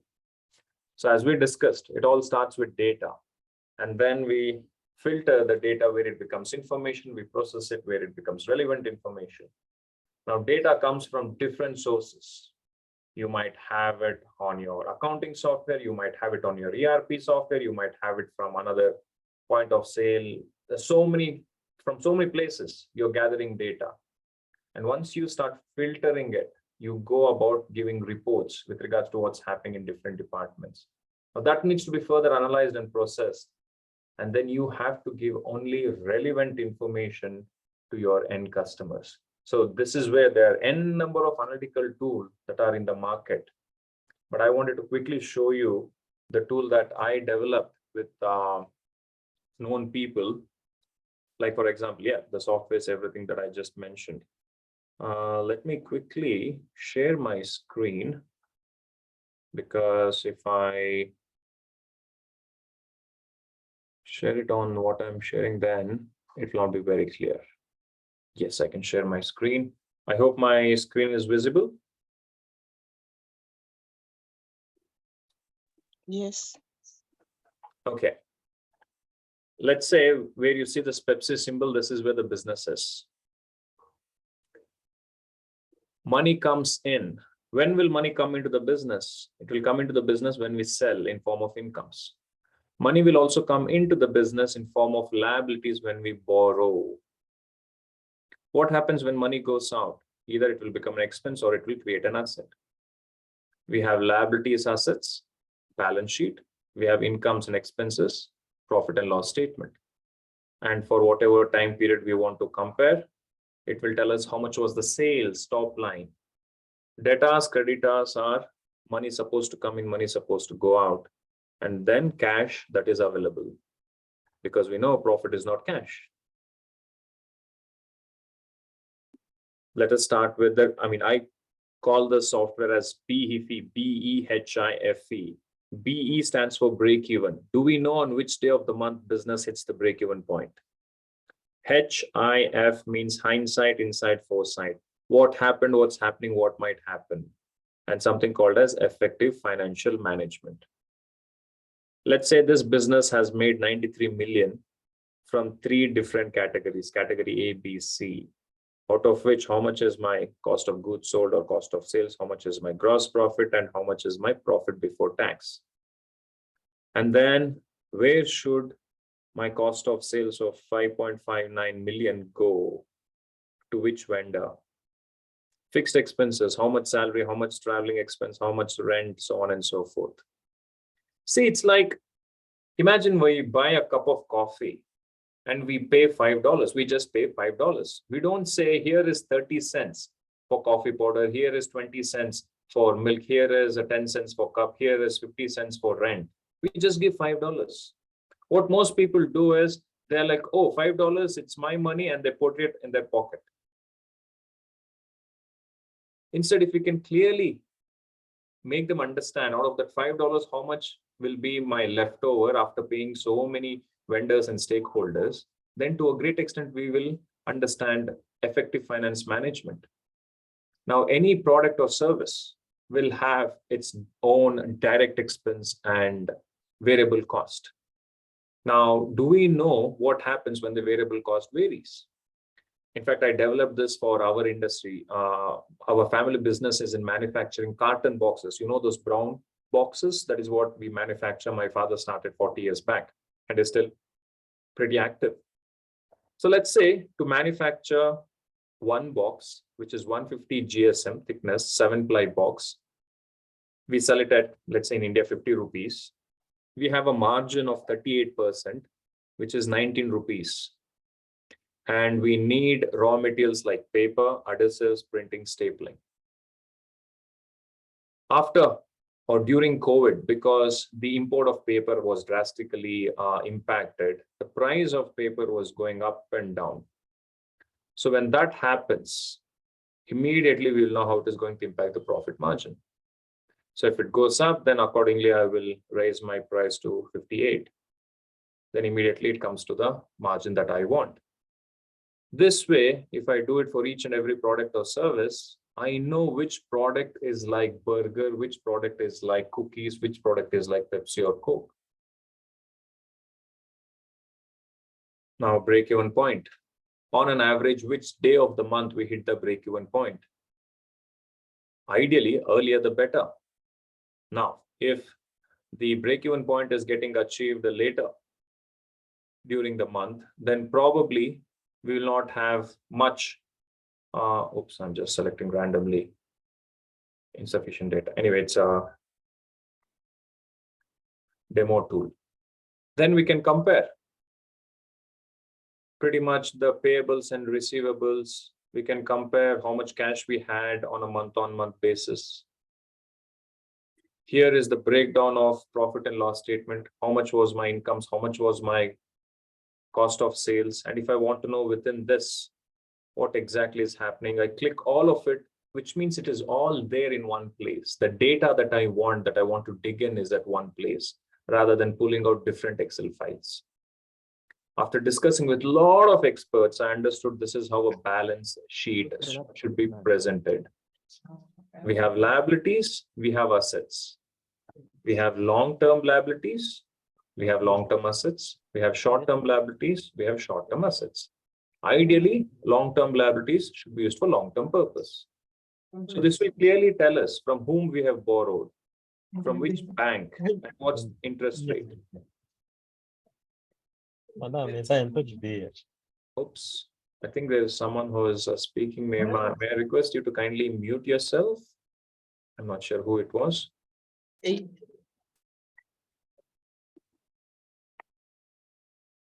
Okay, coming back to what we were discussing. Now, assets. How many of our assets is performing and non-performing?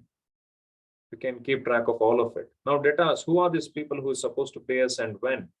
All of it can be tracked. Then we can do insight analysis, which is more of ratio analysis. So all the 19 critical ratios gets calculated here. And then we can go about understanding what's happening in each of these departments. So if I want to know, okay, some return on asset. Anyway, it's a test tool. So I don't have sufficient data here. And what most people said, the value of the tool they see in the forecast. There are only 4 things that can happen in any business. Money comes in, money goes out, money is supposed to come in, money is supposed to go out. Now, when will money come into the business? When we sell our product or service. When we increase the price of a product or service, more money will come in. And when we borrow money, again, money comes in. When money goes out, either it becomes an expense or creates an asset. Then we have receivables and payables. So these are like 7 levers available for us to take our company from here to there. Most of the ideas and strategies that people come up with, take the company from here to there, will be around only increasing sales or reducing expenses. They ignore the remaining 7. Now here we can completely deep dive. Sales, can I sell more of product 1, maybe less of product 2, maybe more of product 3? It is going to tell me not only how it is going to impact the sales, but also my bottom line, because that is what I'm interested in. The same thing can be done for all the 7 line items. Who are these people? When are they supposed to pay us? All this can be tracked. So by efficiently managing accounts payable, accounts receivable, we can have better cash flow within the business. And then we have budget analysis. So pretty much we try to figure out, and compare the reports that has been generated.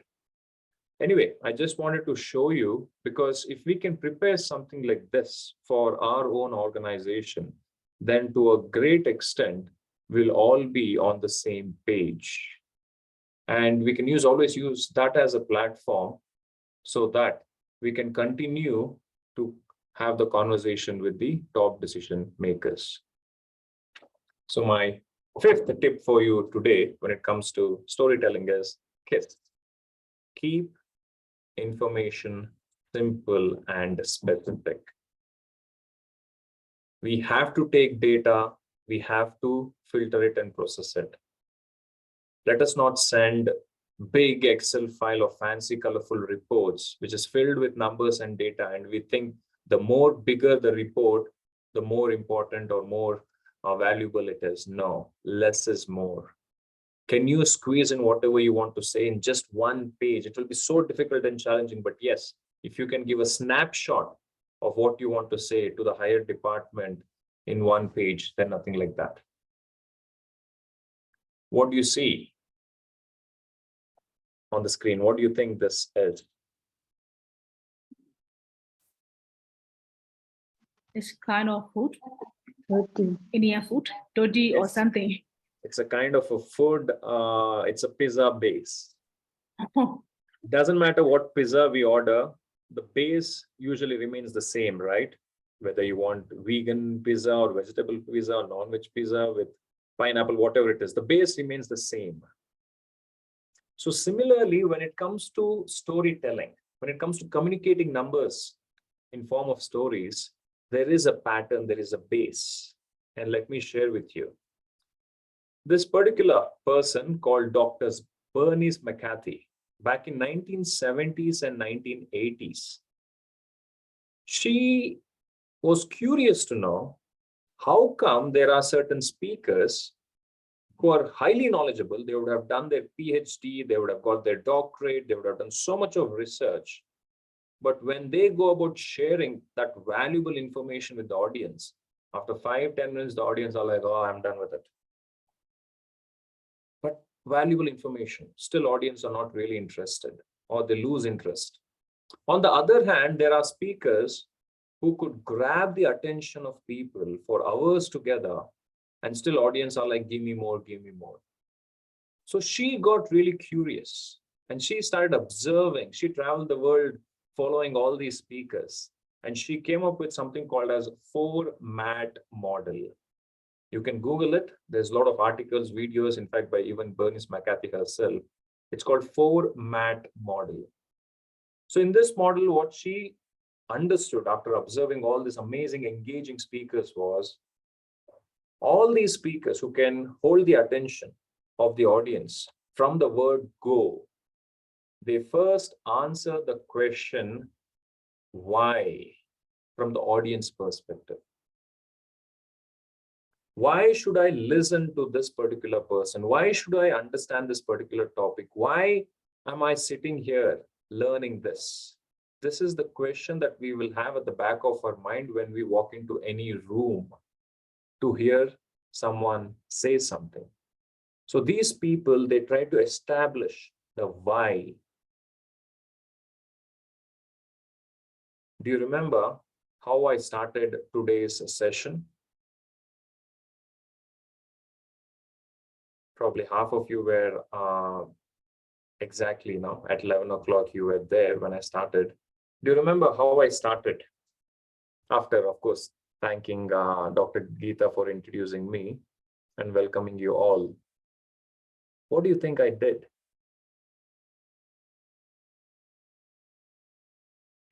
You spoke about the value to customers Okay, that or was slightly something.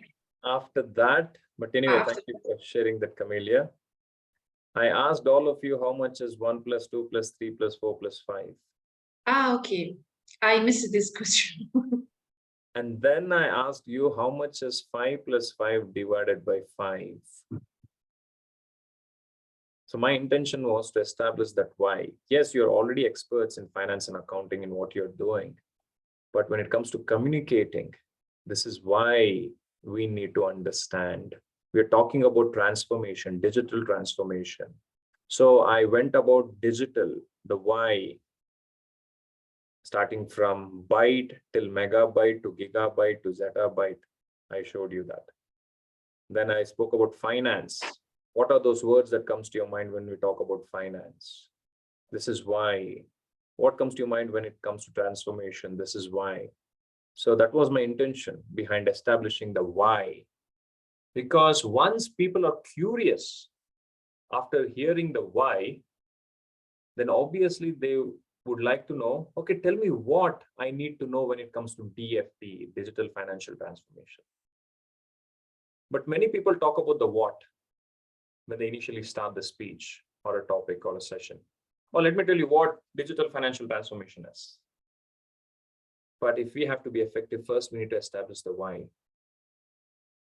In the group activity, pretty much I was asking you to figure out the why, the benefit, so that you can talk to your colleagues, your team members. If you tell them the benefits, you're indirectly telling them the why. And then they would be like, oh, tell me what we need to do to be more efficient. Tell me what we need to do for us to be more, give simplified reporting. Tell us what we need to do so that we are more effective. And then what needs to be shared. This is more like, oh, this is what we need to do. And then it follows with how. Oh, this is how we do it. Here is the step-by-step process. This is how you tell stories. And then you tell them what if, what else. If we do something, if we follow this, what will happen? If we do not do something, what will happen? So pretty much just before, just after the first session, Ken asked a question. No, we have all this amazing tools, but unfortunately people use it, misuse it, abuse it. They steal certain things. What needs to be done? So same thing with what if and what else. What if we do it correctly? What if we don't do it as it is supposed to be done? What will happen to us when data breach happens? This is like a pizza base. On this, you can share stories, you can ask questions, you can share jokes, you can do activities. There are many things you can go about delivering your speech or the communication you wanted to make or the presentation you want to make to the higher management when it comes to communicating numbers. Why, what, how remains the same. But how are you going to express the why? How are you going to express the what? How are you going to express the how? Will you use a relevant story? Will you bring a fictional character? Will you use something from the past? That is where your expertise comes into picture. That becomes your talent. And if you can use personal examples, nothing like that. Great. Questions? Because I've been speaking for almost an hour now. Any questions that you would like to ask or share at this particular point in time? The only one is, when will I get this rich material that you shared today? Well, it's been recorded, so I'm sure they will make it available for you to watch it again. You know why I'm asking? We've been asking you this every time. The bigger difference today is that because I'm non-financial, you said we should not say that, but because I'm I'm a non-financial guy and I've been going through all this and I found it very, very fruitful and interesting. Reviewing it today or the earlier the possible would keep the information in mind. The other materials, we deal with them on a daily basis on our works, on our activities. That's the main difference. But anyways, thank you. Just to say that it was a great presentation. Great. Good to know. Thank you. Thank you, Phyllis Brettel. How about others? Any questions, anything you would like to ask? Thank you very much. I'm very interested in your knowledge sharing program. It is important role. Data analysis and data communication is very important. Your practical exercise and sharing knowledge is very important program. I receive many knowledge your sharing program that I am very pleased. Thank you very much, teacher. Thank you. Thank you for your kind words. Really appreciate your commitment. I know you were in office. I think now you're traveling in a public transport, but still you have made sure that you have joined while you're traveling. Appreciate that. Thank you, Professor. Can I share? Yes, I can. Please go ahead. Okay, so thank you.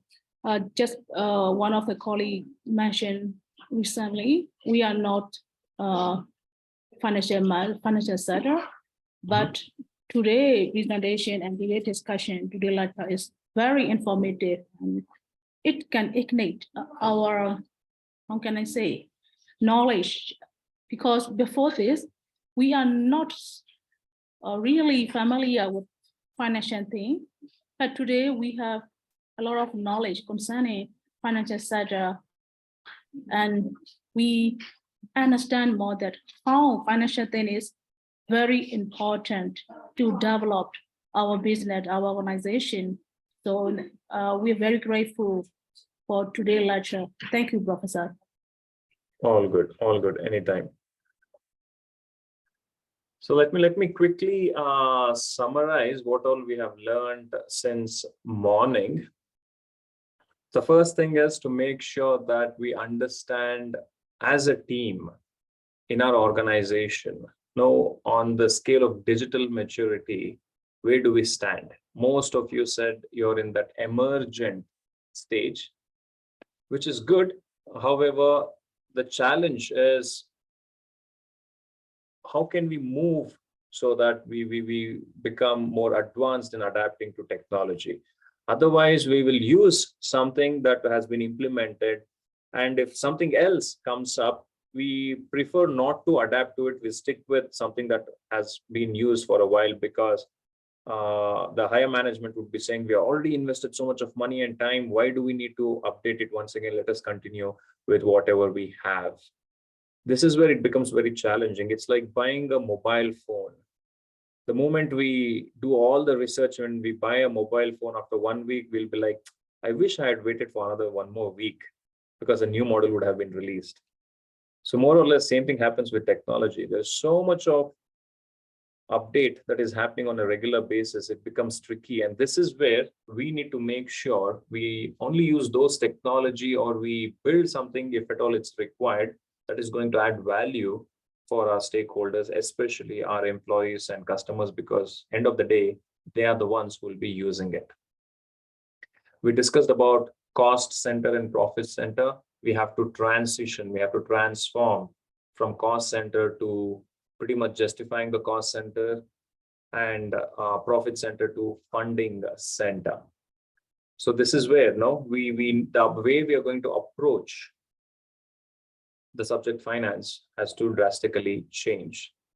And moving forward, these are the expectations from a finance person. In the first place, you should stop considering yourself as a non-finance person, because we are all finance people, because we all make decisions, and our decision is going to impact the bottom line directly or indirectly. But somewhere, if we can slowly master these skills, then we'll be adding immense value for our organization.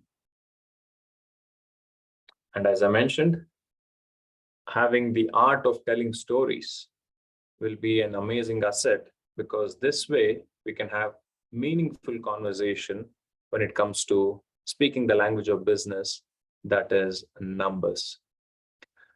Pretty much this is what I wanted to share with you. We still have another 15 minutes. I'm not in a rush. Would be more than happy to take any questions. If not, would love to hear from, if not from all of you, most of you, what are those things? What is that one thing that you liked the most? What is that one thing that you learned that you will remember for a very long time, like that aha moment? For me, I appreciated the pattern to communication. Why, it's very useful, the pattern of communication. So the format model, yes. Yeah, yes, it's very useful and very practical. You can Google it. There is a lot of information, many articles written on that, and I'm sure that you will learn a lot from those articles and videos, because pretty much it's like the pizza base. It's like the foundation. It will be even very helpful even in our personal life. Yes. And other areas of our life. Good to know that. I think I want to add more thing. I think to make better decision based on financial relevant information, we need evaluation policy to set up or to implement evaluation policy to know which opportunity to invest in. Yes, definitely. No, this is where the capital budgeting techniques will be a good start, so that we can evaluate which projects that we need to look into. And then somewhere we need to focus on the opportunity cost. How much will... Yes. We need to make a continuous evaluation. Every time. Yes. And one of the famous management guru, Peter Drucker, said, what gets measured gets managed. Okay. What is that we can measure? We can only measure numbers. So which means more and more data we are measuring, we are analyzing, we are processing. More and more we will start managing accordingly. Okay. Thank you for this information. All good. Thank you. How about others who would like to share something that they have learned today? The first one is stop considering ourselves as non-financial. That one is taking on my mind now. And yeah, and it excites me because when I think like that, I go through what I know, what I've learned today, and what I need to know, or where I need to be. Yes.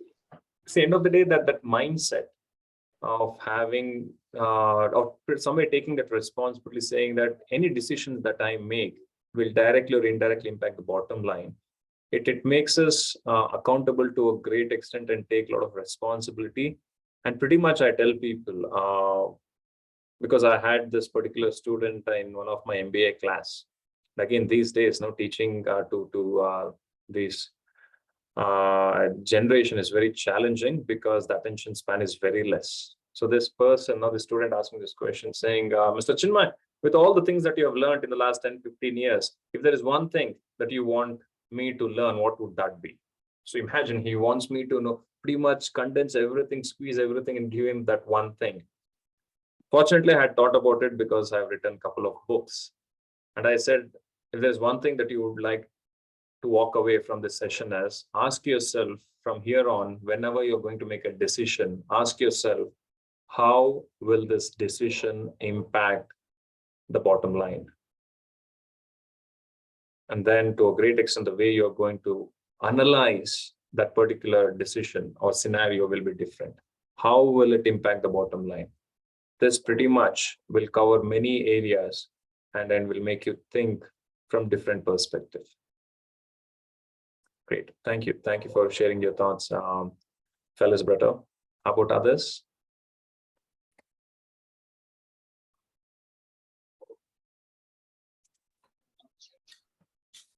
The 5 tips, Marcelino. The 5 tips, so you say it's okay to compare apples with oranges. Yeah.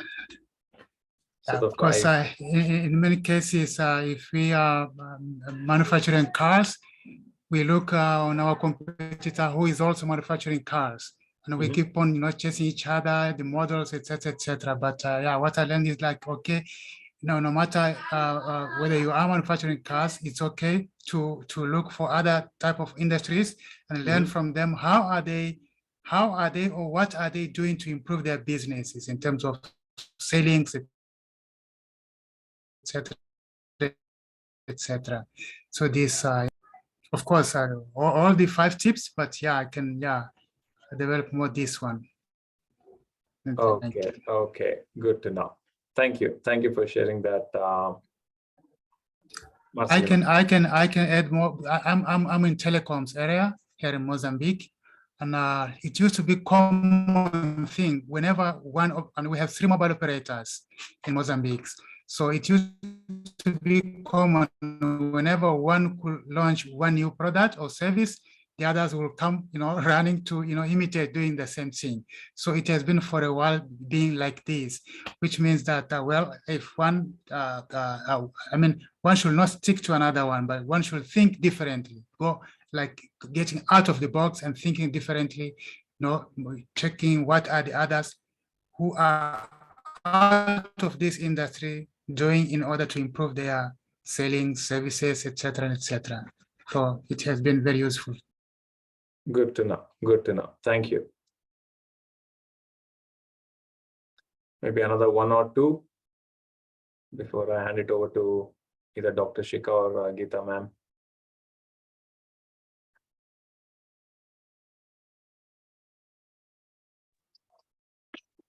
Celio. Yes, Celio.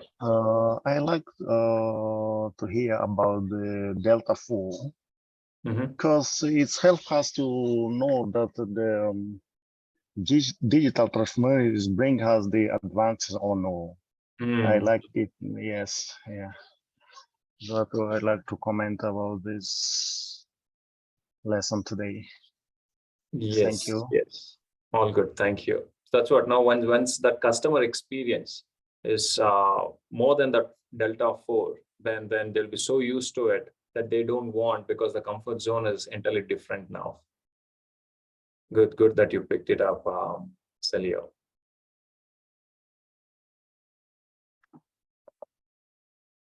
Anybody else?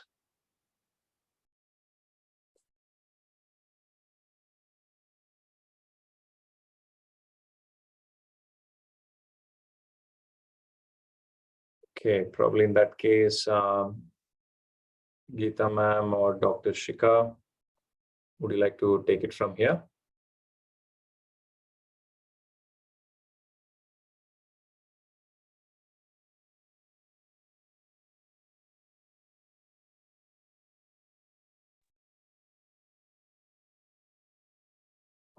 Dr. Shikha is joining. Okay.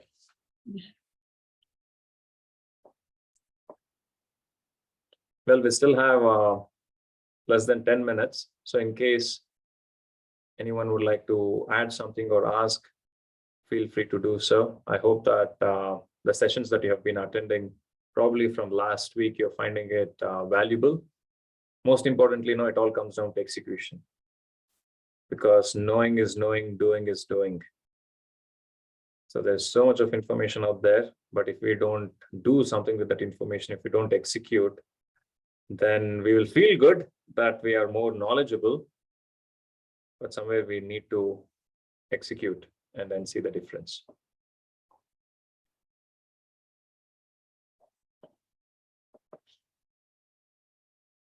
I think for us it's very important and very interesting to make reports short and less. It's very good thing, I think.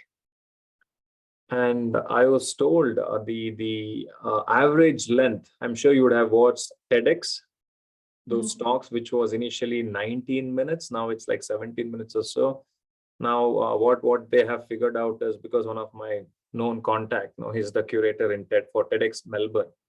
And he was saying the attention span, or pretty much on an average, people watch less than 10 minutes on TEDx, even though we know it's like an expert who has spent 20, 30 years of his or her life working on something and they're sharing it.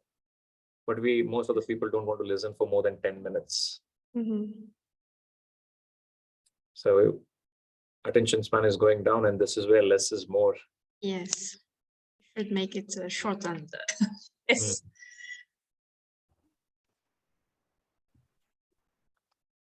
Okay, I think someone from Amit University will be joining us soon. Is there anything that you would like me to revisit or share with regards to what we have discussed since morning?